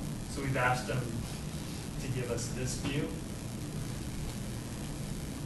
We want to see what it looks like in relation to the building in the background and the existing shade structure. It's a 40 by 40, but it's severely steeped right at the top. So really, it's only going to cover like a 30 by 30 or whatever angle. I mean, it's going to be much smaller because you're not going to have the sun coverage. So that's the other thing that we've asked them to do, and is to, as the sun rotates around, is a 40 by 40 going to accomplish what we're still wanting to accomplish, which was provide a shade footprint. Are they able to here. do that? Like, are they able to show the angle of the sun in, say, like July, August? We've asked them. And how the shade would fall from that structure onto the playground yet? That's our request back to the engineer here of this USA shade. So he said that they do that. So I'm anticipating having a visual that shows that. My fear is that it's not going to cast a big enough footprint. But, And is that because of the height it has to be off the ground? yeah. And you know, Peter and I, this is kind of a refresher, we met on site with you know, a person that kind of deals with shade structures, and they were explaining to us, correct me if I'm wrong, was it an 8-foot clearance? It was off the something top like of the that. peak? I mean, it was gonna, yeah, because it basically had to be, if someone stood Right. like on the peak of the roof, could they, you know, grab or reach the top? So I wanted to bring it back to you guys just so it doesn't sit idle and kind of give you the latest and greatest on what we were here. That's gonna be huge though in comparison to that. It's big. Like, if you think about Wow. 8 feet off the top of that. Look at the DIA tents. Can we just put like a giant You do it once, balloon in the Yeah. air that Control follows tower the up there, we'll sun? be able to direct Just airplanes. blocks the Just sun. blocks the sun. and We're gonna put one of moves. those little lights on the top of it so the airplanes Then, driving yes, out then Metro Airport nothing don't runs hit it. into it. So we're still working on it and learning more about shade structures than we ever knew something. Is that, so here's a question, is it common, I mean, I know that was an idea that we had, is it common to put shade structures over play pieces like this? Not this, so this is the other thing we learned, not this type of piece, no. Most playgrounds that have shade structures are designed together. 'Cause we had asked, even with me, can't you just take this off? And she Yeah. said, this style, this whole thing is fixed on there. Some we even asked, well, couldn't it somehow be attached to this?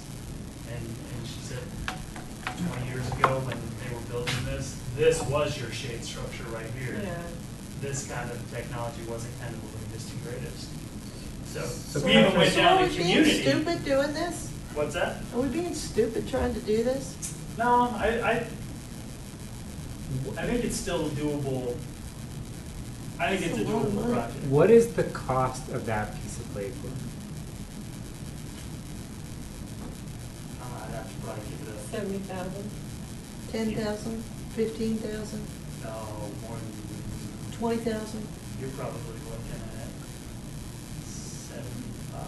Yeah, think about the pieces that went into Founders Park. Yeah, no, Founders I don't Park- know. So Founders Park play equipment in So total this is what they was have. over $250,000. Yeah, that's pretty sweet. So this So we is, just had the one big. here's one that they had in Houston that we used to go to all the time. I don't know if you guys can see it, but if you can bring it up there, just type in Challenger 7 Park Playground. That's gotta be like the 60 by 30 Yeah. one that we were So originally you can kind of talking see about. that, get a visual of what Yeah. something. That Now, these never come down. These are up there all year round. I know they only lasted like 5 years before they had to replace them. And well, and we've talked about that too, about whether it would come down and the actual cost of Challenger that 7, fabric to Challenger replace 7? it. yeah, it's called Yeah, Challenger let's 7 see, Park. Challenger 7 Memorial Park Playground. Yep. And then the NASA second one. Huh? The NASA. No, the community did to honor the Yeah. astronauts. All right, so you can, Holy crap. you look at some of They those do. image, well, Can I turn off the light? Where's the Yeah, light go. switch? I never can remember. It might be one of these. Is it actually, this one? there. so you can kind of see, you know, and some of them actually even show how high they are, the peak of them, But look how the shade is like Yeah. on the Exactly. other The side. shade is actually Exactly, I not mean- there. Right. and But they're that's still about what that covered. is. They're under the, So, it's at- still blocking. It At shades 12 the noon. parents. Yeah. It shades the parents who get to sit and watch the kids on the. That's fine. play But it show. still means the sun's not glaring down No, but directly on them. at 12 noon, when the sun is right overhead and it's super Yeah. hot, the shade structure is functioning. Yeah, exactly. Just, So if I were to try to predict a hang up on this, it's gonna be concerned with the height.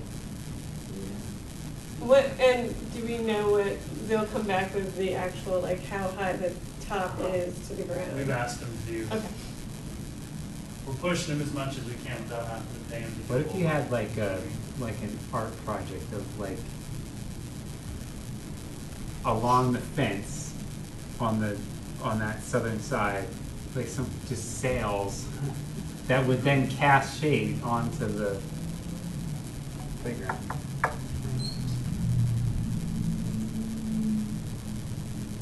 We did briefly talk about doing a series of these more triangular pieces. Mhm. Kind of triangle here, triangle there, and triangle there. So that's something that we can circle back around to. Yeah, I That mean, at least would eliminate the height issue. You would need Yeah. to have a 25-foot tall shade structure. well, And you could still have areas of shaded play. yeah, because I mean, in the big scheme of things, after looking at that other diagram, it's right on top. 90% of the time, it ain't gonna do any good. Because the shade's gonna be actually Yeah, I outside mean, the structure. Look at the shape from that tree right there, you know? So, Corbett, have you been to that oh Challenger yeah, many Center? times. And so, was there actual shade being cast on the playground? During the prime noon of the day, when the sun's overhead coming straight down, then the shadow's where it's supposed to be, right?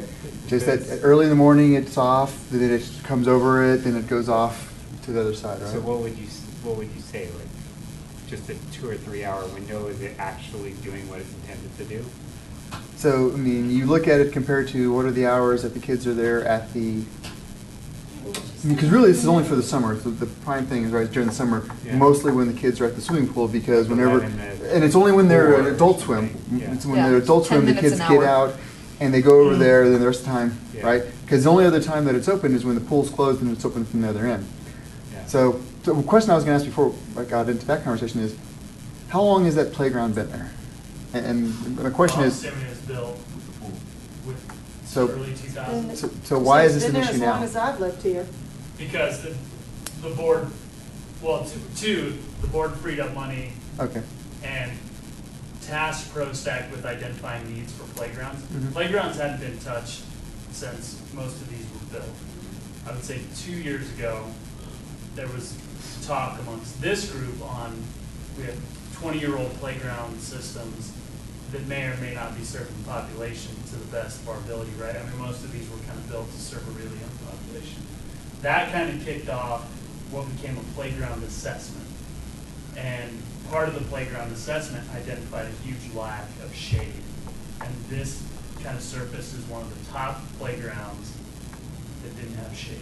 The board at that Well, point was willing yeah. to I'm just starting contribute. to say, maybe we One of shouldn't the be top doing playgrounds this. that gets heavy use, Yeah. midday summer. But then again, it's And- only, it's typically, and my kids were at the pool this entire summer and last summer, and they're in the water.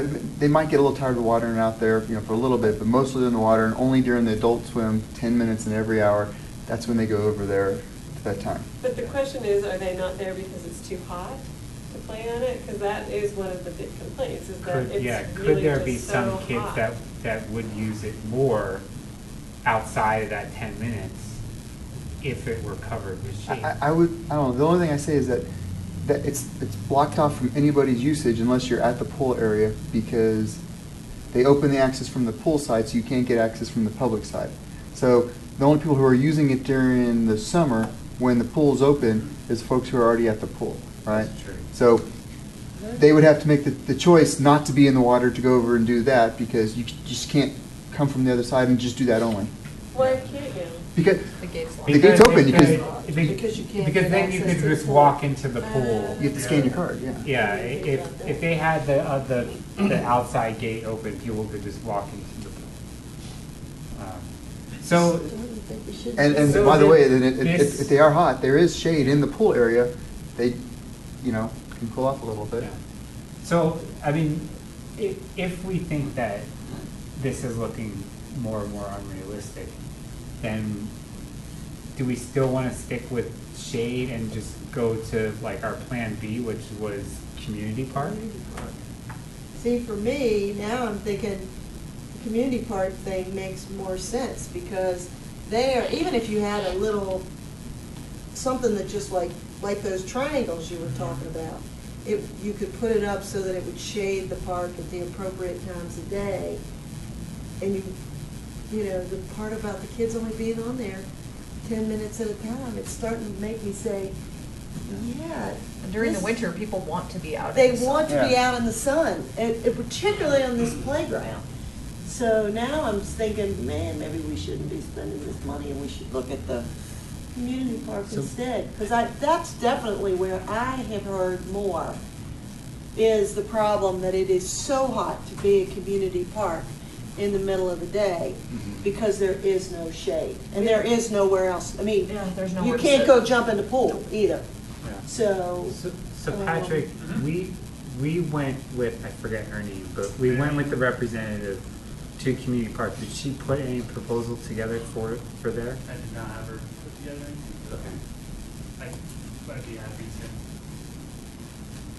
I'm just thinking, no, maybe we should do that. Internet Explorer appears to be unreliable for you tonight. I think it says it stopped working every time you click off it. It's this I'm a room. big fan of It is, Explorer. it is. It's Internet this Explorer room. is the- I have the worst time with my phone trying to get reception in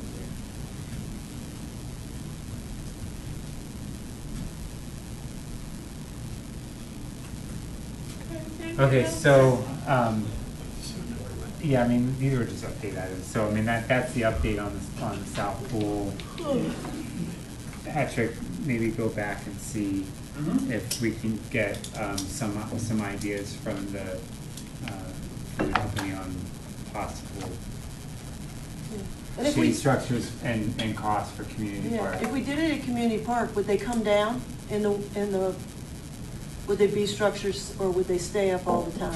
When we chatted with Miriam, she said these things are really designed to stay up all the time. Yeah, because in the wintertime, you don't want the shade on that playground down there. You want it to be warm so that the children Or We could, playing- it would just be a policy direction and a Yeah. budget item for us to Okay. I'll take. tell you, the only thing that'll really help that shade during the winter time or during the rain is it'll keep it dry. So if Yeah, kids come true. by it, there won't be any snow on it, there won't be any water on it, it'll keep it dry. True. That's the benefit during the winter. True. I'm saying it's a huge one. Okay, and so Patrick, I don't really know much about this, so the possible joint leadership meeting with Louisville. So, Louisville has continued to follow up on their proposed trail plan, which would go from Davidson Mesa somewhere near their water treatment plant into open space and connect with the Boulder County Trail System. Louisville had the same concerns that we did, safe crossing over Marshall Road. How do we even tackle that before we kind of move on? So Louisville has approached CDOT, because that's whose road it is, and CDOT has said they would consider a crossing there and is going to work with Louisville and whoever else of the stakeholders on identifying a crossing. As a courtesy, they'd like to include the town in that process. We paid for half of it, right? Not the crossing over the road doesn't belong to anybody. No, but I mean the underpass, so Right. we deserve that courtesy. Oh, yeah, and I think they want to keep us in the conversation as much as possible. But this discussion over a crossing point over Marshall Road, it's not county property, it's not Louisville, it's not Superior. So bringing CDOT into the conversation is absolutely critical, and Louisville has done that. And they're wanting to keep this rolling forward. So, wanted to get that in front of you guys, because I'm sure it's going to come up in their discussion, and probably in front of their council meetings. I think it's a good opportunity to keep us involved in the conversation. But you're right, seems like everybody's really making an effort to make this a collaboration, not a Louisville thing, not a Boulder County thing, not a Superior thing. If we had such a meeting, would it just be Louisville, or would it be with Boulder County and CDOT as well? I think they're saying a stakeholder meeting, so my assumption would be Okay. it's a stakeholders, a bunch of people involved. Okay. So they wanted me just to throw that out there to the group and kind of take an initial temperature if we're still willing to be a part of it. The follow-up info on the North Pool, I shot that out in an email. I also have it here if you guys want to see that again. I think to answer a lot of your questions, Sandy, it was in that email, but let me know if you guys want to kind of go over this info. I mean, it's an update item, but I don't know if we want to have a minute discussion here of, looking at Sandy's response about the kind of pay structure that the soccer has versus the pay structure that the swim team has. I mean, does PROSTAC as a whole feel that this is something that we want to address with the board, that we feel like this is the current arrangement with the swim team is not very favorable to the town and its residents? I mean, I guess, I know Patrick said that a lot of the participants are our residents. At Broomfield, 78% of the players who played on Saturday soccer were Broomfield residents. So, I mean, I can't remember what the bill was I paid to them. $25,000, $30,000 I paid because I had to pay to have every field lined every day. I had to pay for use of the fields.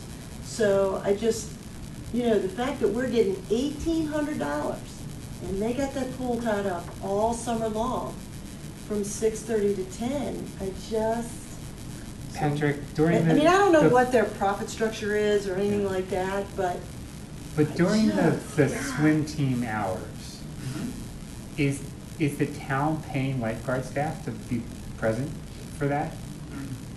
And what is the town, I mean, is the town basically paying any costs with the lanes, putting in the lanes, or is the No, we team do doing all that? all that. We put in all the lane lines. So there is we clean some the labor pool. costs associated with It's, the daily use of the pool. right, it's stuff that would get done anyway, other than the lane lines. Right. But yeah, we put out their starting blocks for their requests and put out their lane lines. But their request is just our guards' closing duties. I wouldn't say that those are, huge Guards are issues. gonna be there anyway. Right, But what does it cost to, outside of the lifeguards, what does it cost to run that pool for the summer? Just off the top of your head. with When you lifeguards or consider without? electricity, chlorine, water, the whole, 100 with guards, without guards. We're two. leave the guards out of it. 125,000-ish. Okay, so if you take the 125,000 and the fact that, what's the percentage of time that they have the pool? Exclusively, because there is a Yeah. little overlap. Yeah, there's right? overlap here. Okay, so Yeah. you see there's 3.5 hours a day, 6 days a week, 5 days a week. And then we lose the pool on Saturdays for X number. Yeah. So it would be interesting to see if you took that time that they exclusively had the pool, is the $1,800 in revenue that we're getting. Not No, even close. the math in my brain, and Yeah. I'm not calculating it out, they're not coming close to paying for the loss of use Right. to the residents of the So- town of And Superior. this has been a long-standing policy discussion. You know, and this is something that I had brought up now with 2 or 3 separate trustees and said, guys, you know, we need to stop thinking about our amenities as a charity. We need to think about them as a business proposition, and the people who are using these amenities are, when they're using them exclusively, are we recouping the money? Why am I subsidizing, as a resident of Rock Creek or a resident of Superior, why am I subsidizing the Rock Creek Plaza? I'm not saying make them pay the whole thing, but I think they need to be paying more money. So, And, I mean, just to put it in perspective of how this does affect the residents, there are plenty of times where I've wanted to go and swim laps. Lap swims at early in the 9 morning. a.m. Not at 5:30 and not at, you Yeah. know, not at 11. I want to go at like 9, but Yeah. you cannot go to the pool at like 9. You know, I Yeah. can't, I can't drop my daughter off at camp and go directly to the pool swim laps. I gotta Mhm. go home and you know, work and then force myself out of Yep. the office again to go do laps at like 11 o'clock. Yeah. And that's the kind of real world situation that the flyers have Yeah, on and- the town. And I think that's, you know, there's a lot of people who would like to lap swim in this town. And, I mean, I tried lap swimming at that little teeny tiny pool at the summit. You can't, because there's no straightness, because it's one of them kidney beans. But, I just think that we are knocking our adult population out of the use of this pool. And you know, as I said, I've spoken to 3 different trustees about this just at various times and just said, we really need to think about, you know, that we've been catering to the children's activities to the detriment of some of our adults. And if we're gonna cater to them, then they need to be carrying the weight of the loss, or at least a higher percentage of the cost of the program. So I would like to see PROSTAC at least make a statement to the board that we believe that it's time that we looked at particularly the folks who are using the North Pool, and whether we're getting cost return on what, you know, what it's costing us to do. And we really need to look at our fee structure overall. And Patrick, you and I had the conversation when Broomfield was coming over here and renting your fields, renting Williams Field, and I said, these fields are so dirt cheap. We love coming over here and using these fields. And it you know, Boulder loves coming out and using this field, and we love coming over from Broomfield, because our pricing structure's wrong. Yeah. so I got Is that just a couple- 125 for both pools or one? One. Yeah, just for this. couple questions I have is, South Pool closes at 8 p.m. Would the North Pool be open from 8 to 10? And so it's not displacing any residents from 8 to 10 p.m. Now, it is using electricity and whatnot, but it's not displacing any residents, because it would probably close like the South Pole at 8 p.m., am I assuming correctly? How many, I mean, what about the morning? I know you say you use it at 9. How many folks is it displacing at 6:30 in the morning? Do we think that there's a We've heard it's a significant? lot. We've I heard don't it's a know. lot? This. I think it's the morning I'm talking about. Okay, It's so, Right, not so at it's, this- night. but my point is, it's not all the 5 hours, it's only a portion of it. more Well, likely. and the question coming off of what you're saying is, if the swim team weren't there, would the town be paying to open it at 8 a.m. versus Exactly. at 10:30? It'd have to be a Or whatever. policy. That would be a policy. So, section from- so Well, and yeah, when you're you right. go I mean, during the if- rest of if- the day, there's no one If no there. one else is using it, if it would be closed otherwise, then what is the harm in letting the swim team use it? That said, there's still a question of whether or not they should be paying their fair share of the cost to actually Yeah. run the pool. I mean, there's no labor cost because the town's not paying to have lifeguards Well, there, but there might be, because after their swim meet, the pool was broken down for 2 days. And I actually was in the pool that day, and it was disgusting. And then they had their meet, and the pool was shut down for 2 days. So yes, it does. And the fact that the pool is closed for 5 full days without any use, and are they charging those teams to come here? We've never involved ourselves with that in their operation. Yeah. So it's possible, I mean, they're making almost $60,000 in revenue, and they're paying us a really small amount to use it and displace people that live here. And that structure is consistent with baseball, football, rugby. It's been a policy level. Do we know how much the Louisville Rec Center charges their swim team? We haven't. Because maybe we just need to baseline with other municipalities and say, how much are you guys Right. charging the swim team? The So- policy direction from the board has always been to heavily subsidize groups. So, but you're saying that the town is doing the same thing with the fields? Correct. That they're basically not recouping any maintenance costs At all. at all? And that has been a policy decision that stems from the town board direction. Yeah. How much do you think we could actually recuperate from this? I mean, are you thinking, $60,000 or is it $1,000? I mean, I think because they it makes a can cover difference. costs. I mean, Yeah. they're not covering costs. Well, yeah, I mean, let's just say that we determine that they're exclusively using 25% of the time the pool's open. Then if they were paying 25% of 120, then that's 30,000. So 30,000 amongst how many kids? They're capped at like 185 kids right now. Okay, So so- they're as maxed out as they can get. But what I'm saying is, by doing some, one of the things I'd be cautious of is that by doing this, you might price them out of existence. And if 95% of the people who were on the swim team were Superior residents, like, They would be at the point.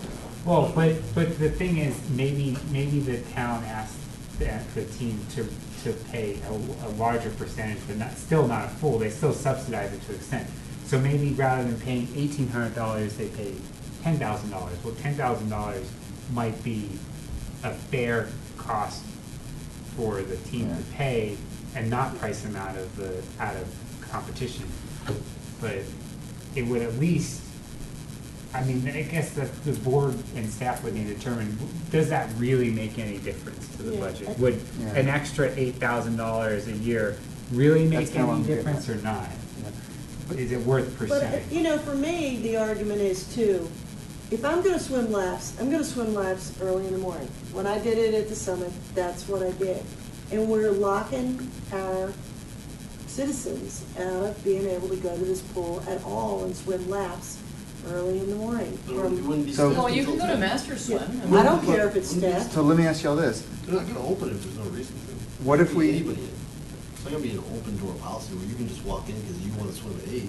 Well, that- why but- would you not? but Leave Rob, it that's open what- so You have to people have a could total, go. you have to have a total. But that's what we're then you have saying, to staff, that- you yes, have to the staff, all of a sudden you're staffing town from 8 to staff. 10 PM. But- I'm just, I mean, So, let but me why ask- would that be a problem? Why shouldn't you allow, even if you did it 1 or 2 days a week, that residents would have the opportunity to come We and do lap have swim? that at South. I was gonna say, the thing is why couldn't we open, to me, it almost makes sense that, hey, if we're displacing the North Pole, let's open the South a little bit early to folks who want to do lap swim, and then have them cover the cost of opening the South Pole a little bit early, because that's what you have to do to the residents who want to swim. Now, it's a couple blocks more that they have to travel, but, if you're gonna try to defray costs, well, now you're paying lifeguards, right? Let's try to make that equal so they can still swim, but it's at a zero-sum gain for the town of Superior for that to happen. That makes sense to me. And that would be minimal, I think, and something that they would be able to do within their costs. Well, yeah, so in the example I put out, if they were paying 10,000, so we were getting an extra 8,000 out of them a year, would that 8,000 cover the cost of Exactly. opening the South Pole 2 hours earlier every day? So, And would it appease the people that wanna do lap swimming? I mean, are they gonna go Yep. to the other side of town to do their lap swimming? I don't know, so I've been swimming a lot of laps recently because I have a triathlon on Saturday. And basically, I always have a lane at the north pool to myself, and I always have a lane at the south pool to myself. There have only been a handful of occasions, like when I go swimming on a Sunday afternoon at 4, when there are people who want to share a lane. Like it's very rare that there are people lap swimming. When do you swim? I swim to at do lunch, I it, swim yeah. before work, I swim on Saturday mornings, I swim all the time. Like, whenever I can fit it in, I'm swimming. I've had to share or just create a lane and just swim parallel to the lane, but it's not that common that you have two Right. people doing. At the Louisville Rec lap Center, if swimming. I say the weather's bad and the pools are closed, at the Louisville Rec Center, I'm almost always sharing a lane with someone. I hate- no. Our pools are way underused, They comparatively are. speaking. Yeah. Which, I wonder if that's a product of the fact that you can't get in there to do it. You know, it's hard to say, it's hard to know, because we don't have the option to do And it. this, So you do swim there Oh, when yeah. when the team's there? I swim When the team's there. mostly at lunchtime when the team is working off. So I'm usually there right at 11:30. Okay, but I mean, for me, my understanding was you couldn't go to that pool from 6:30 to 10 because the Flyers are on the you lanes. can't, You can't. 10:30. Yeah. And Or- that's where my problem Yeah, is. 10:30 because of group lessons, like you can't swim when the group Right. lessons are going on. yeah. brand lessons, that is Yeah. where you do make a little bit of revenue. The Flyers can't. Yeah, and I know we make Yeah. money off the lessons, so I got no problem with the lessons. And those are actually really inexpensive too. Yeah. They're half the cost of. They're dirt Yeah, cheap and. I mean, and And that's, awesome. again, that's, So again. but it's a good thing for yeah, us that we allow philosophically, kids the to board has learn. Always, But swim team is different than swim lessons. correct. But it is, so you're saying that this is comparable to baseball, football, any other sports teams, it matches that? Rugby, and actually, we put this bump to this 1250 right here. So it had been at 10 since the 90s. And we gave all the teams a 2-year notice that we were gonna jump it up to 1250. So baseball pays 1250. We don't charge them any prep on the field. Soccer pays 1250 per player, rugby pays 1250 per player. But the question is, the fields are more geared toward team use. So is a baseball team using the field from 4 to 6 p.m. really displacing residents from using the field? Whereas a team using the pool is probably displacing more residents than, I mean, less people go out to a field as just to hit a ball around than they would to go swim at a pool. Yes, you're probably right, but you still couldn't go on the field and play while baseball. You games. can, yeah, but I'm just saying there's probably less people trying to go on the field to play when the Probably. team is present than trying to go to the pool when the team is there. But I think just based upon the demographics of our town, like a lot of people work outside the home during the day too, so, I mean, just from the experience I've had this summer swimming like 4 or 5 days a week, it hasn't been super impactful to me. I could choose to pay and go to master swim at 5:30 in the morning, but that's at 5:30 in the morning, and I like to sleep. And usually, I'm getting ready for work between 6 and 8. You pay to do master's swim? Yes, you do. Yeah, that's. What is master's, is it It's like coached. It's a coach. It's like swim program. a, for grown-ups. Yeah, Yeah. swim team for so you pay the town or you pay master's You pay swim? you pay our contractor, But it's what, like $50 a, like punch pass. yeah, like for a punch pass. And it's, It's fairly popular. When you drive past when I've been running past the pool that time of day, there are lots of people out there swimming laps. and I think this group now has figured out too, like in the winter, they have some deal with Lakeshore. So they've got anything and carrying that over to Lakeshore somehow. All that to say, if you go to the pool, the North Pool at 4 o'clock in the afternoon on any given day during the summer, there's hardly anybody there. And Well, yeah, that's- and I just did last And I'm at Saturday work, so there's no 7 way I'm swimming at o'clock 4 at night, o'clock in the and there was, like, afternoon, no so- one at the pool. Yeah. Granted, it wasn't a hot day, but it was, that was nice, actually. I'll let the South Pool play them up, so. Well, I still think we ought to look at the price structure. You know, that is just Well- crazy to me that we're getting $12.50 per player for, I mean, because even on a team sport, They are not using our fields to the degree that these kids are using the pool. Because they're using it every day. But if 95% of the people are Superior residents, aren't they technically subsidizing the pools in other ways through property Yeah, taxes? but it's General fund. 180 out of 12,000 people. Totally get that.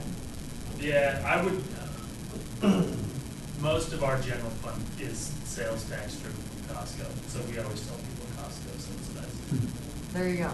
Yeah, and then the landscape fee, which people think goes towards recreation, really, all of the landscape fee just goes to maintaining the entryway to the pool park. So the pool runs at almost 100, it is 100% subsidized through the general fund and through sales tax.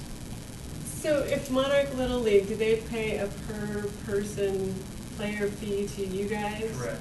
And then when they want to use a field, they pay you for field use? Or No, we got away from all of that because it's so time consuming for us to try to say, pay us per hour for using the field X day. So what we do is you do a block schedule and say you can use it Monday, let's say Monday, Wednesday, Friday, from 4 to 6.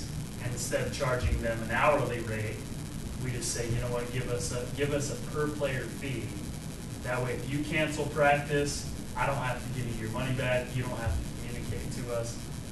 It's just it's a bulk payment. It's a whole lot. It's a benefit to the town because we administratively don't have to sit there and be clock watchers after hours.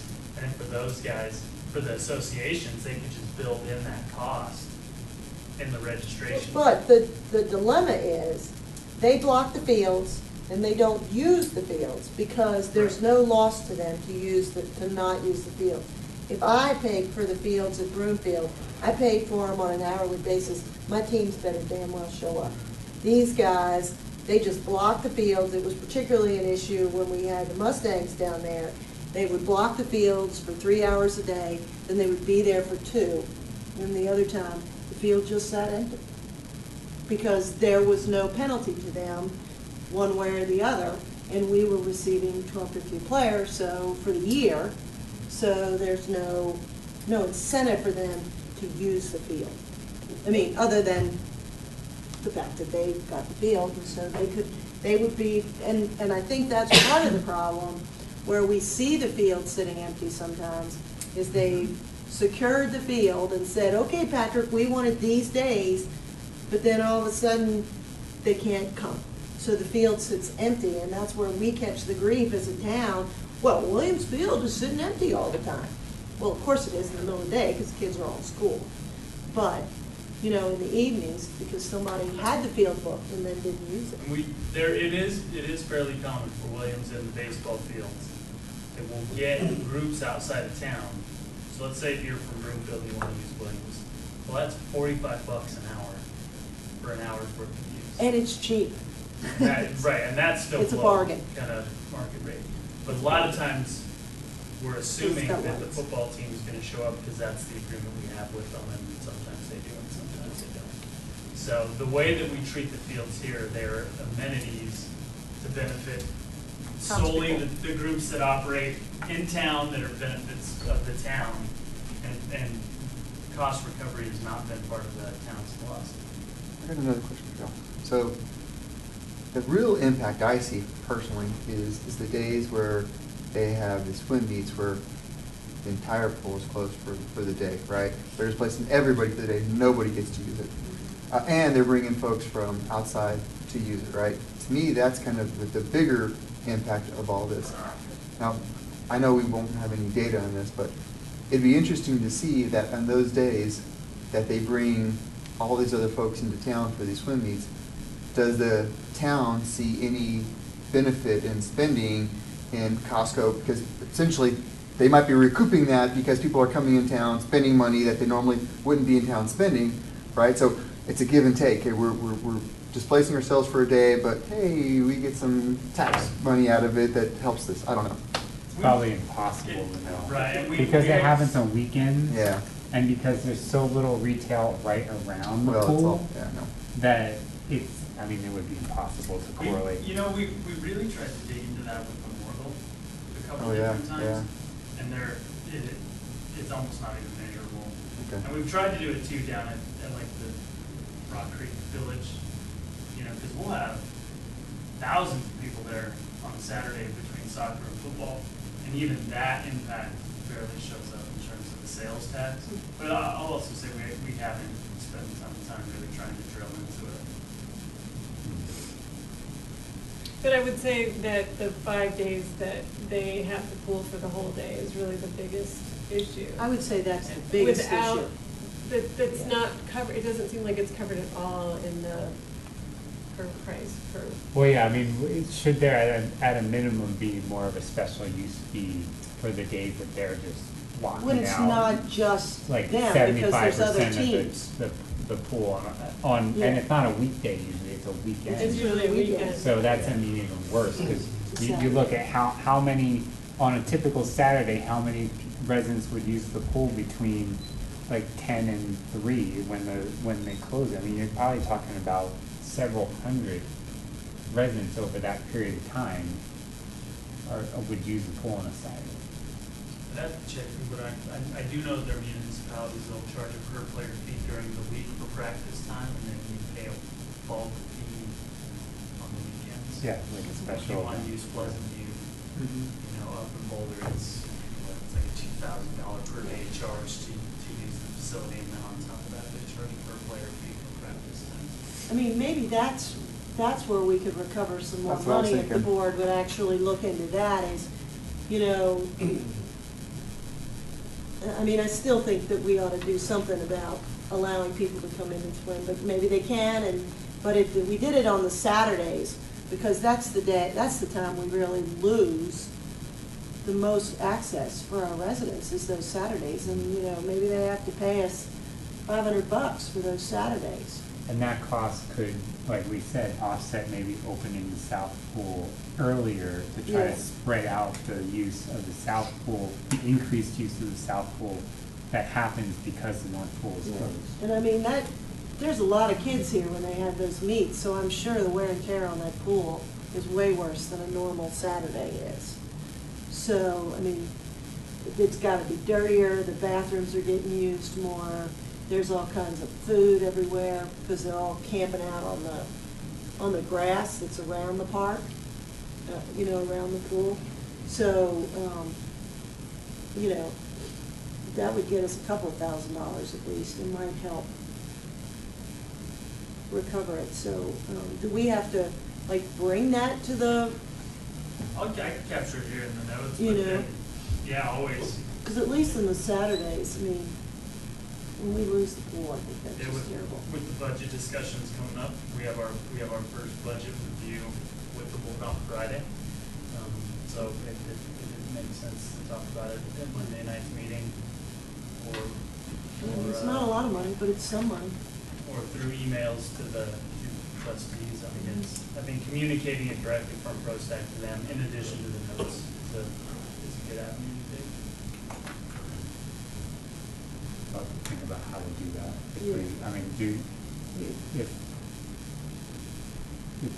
if Sandy or I were to put together something to speak to the board on Monday night, would we want to share it with the whole committee first, have everyone look at it? Basically, we have like a little script. Yeah, for the committee, you're speaking on behalf of yourself. That's what I'm saying, if we were to speak on behalf of the committee, I mean, is that? Yeah, if you're on would- behalf of the committee. Would everyone be more comfortable having basically a prepared script that everyone's seen before the meeting? I would say. Yeah, I mean, I mean, the flyers are one thing, but I think we need to talk to the board about looking at the whole pricing structure for how we do our, they may say, once we look at it, we stay the same, but I really think as we, as PROSTAC, continue not to be able to do things because there is no revenue out there, it's all tied up with other things, should the board be looking at the pricing structure for the use of our amenities, and can we generate a little bit of revenue out of them for use fees? I think part of that you have to figure out, what I'm saying is, we start charging for this and charging for that, just the amount of extra money that we have to pay now to upkeep, to try to, you know, keep track of all these different revenue sources coming in, and you're really talking just tens or hundreds of dollars at a time versus thousands, what is the offset of that? I mean, are you really getting anything, or are you getting $1 out of it? Well, I think it is thousands of dollars. I mean, I actually do think it's thousands of thousands. Well, but I think what Corbett is getting is, what Yeah. is the administrative cost to get that Exactly. thousands of dollars? But we have not Is looked it gonna at a cost different thousands fee of dollars to structure. get the thousands of dollars, and in which Yeah. case is it not even worth pursuing?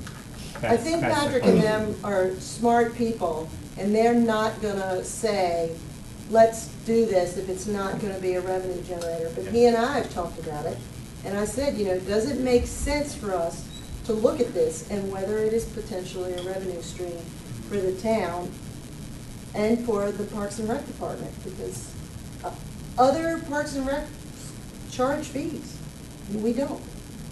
No, not even to go in the pool. Yeah. Right. Yeah. And, I understand where we are in that, but we don't have a big sales tax revenue base. We're not Broomfield, we're not Boulder, we have Costco. And Costco is, and hopefully we'll get some sales tax when Superior Town Center comes in. Yeah. But, 'Cause we have, It ain't what, built yet. underperforming Target and underperforming Safeway. But they're little stores and they're not right now they're not easily accessible, at least Target's not. Yeah, Yeah. lot of discussion in Parks and Rec about removing fees. I mean, I don't think the Parks and Rec Department is opposed to looking at the fee structure. And if we could support them in having the ability to at least look at it and see whether it makes sense. They don't want more work, but I bet you they'd like more money. All right, well, We'll work on we can something. work on something and share it with the committee by email Yeah. before Monday. So Patrick, And, final. last one is we had budget money this year to add more EWF, which is engineered wood fiber, like the wood chips to the playground. So I just wanted to give you guys a heads up that we're gonna start doing that. I didn't want you guys to walk by parks or see us out there doing that and assume that we were jumping ahead on like a playground project. It was pre-identified. We need to add material to North Pool Playground, Children's Park, and Fountain Park to make sure we're within ADA compliance. Because right now, all three facilities were not. The materials got too low. Founders being so new, is that getting too low because they still have an issue with wind blowing? Yeah, it just gets used a lot. It gets So used a that lot. bottom layer So of it's chips turns into sawdust, and it just gets compacted so It- much quicker. Yeah, I It got a doesn't ton. blow as much as it used to. It's much better. So it's used. That one, to me, seems like compaction. Yeah, it used to be like halfway down the Yeah. pipe. So do they actually take it all out to get that sawdust stuff out of the bottom, or are they just topping it off? No, we'll top dress these. Okay. Yeah. I'll tell you, my kids bring home a lot every day in their shoes. It's, Yeah. it's surprising how much, It's- Yes. and I guarantee it adds up. It's just 2 kids, right? Yeah. Yes. All the kids, I mean, it's just what happens. Yeah. Yeah. It- And Well, and as it- this group has heard, there are places now, there are Parks and Rec districts and municipalities now will face lawsuits because your EWF hasn't been the foot requirement. So, the ADA stuff, it's great, it really is, but it's expensive to keep up with it. That's why you're seeing such a push for Ford Place. But now you're starting to hear people talk about crumb rubber and Ford Place as potential cancer causers. So it's just this constant, the big thing is now is that the crumb rubber in turf fields is starting to be linked to cancer. Well, there's lead in those turf fields. And you're also starting to see fields that went in 10 years ago, the maintenance savings that people thought you were gonna have aren't there because with all the GMAX testing you need to do for concussions and the give you need, so you're seeing people wanting to revert back to sod, so it's just always evolving. Keeps you busy, Patrick. It does. But I don't know, Basalt. Corbett, if you were here when we had the Well, floods. four fields. I moved in the day of the floods. Okay, so when they I live tore there. out all that EW, the wood chips at Yeah, I knew that. at El Dorado, Mhm. I mean, just the sheer volume that you saw, like how deep No, they weren't. they have to go and like, Oh, have to yeah. refill it. Yeah. Yeah. It's insane how much But material that has to was go really in that easy. playground. It's significant. And you're not And gonna finally, play on companies turf come and up with a all way, that. they basically Because they reverse the want to play flow on of the turf. back truck. So they put that engineered wood fiber, they just sit there with Yeah, the and- blow it out there like You blowing can't in put pipes insulation. Oh, that's It's cool. pretty cool. So you don't have to like hand write Now, that. now, you don't have to, you just go in, you don't have to wheelbarrow it like you used to back in the day, or bring in a truck, the guy just sits there with the big tube and just blows it in like insulation. All right, meeting adjourned.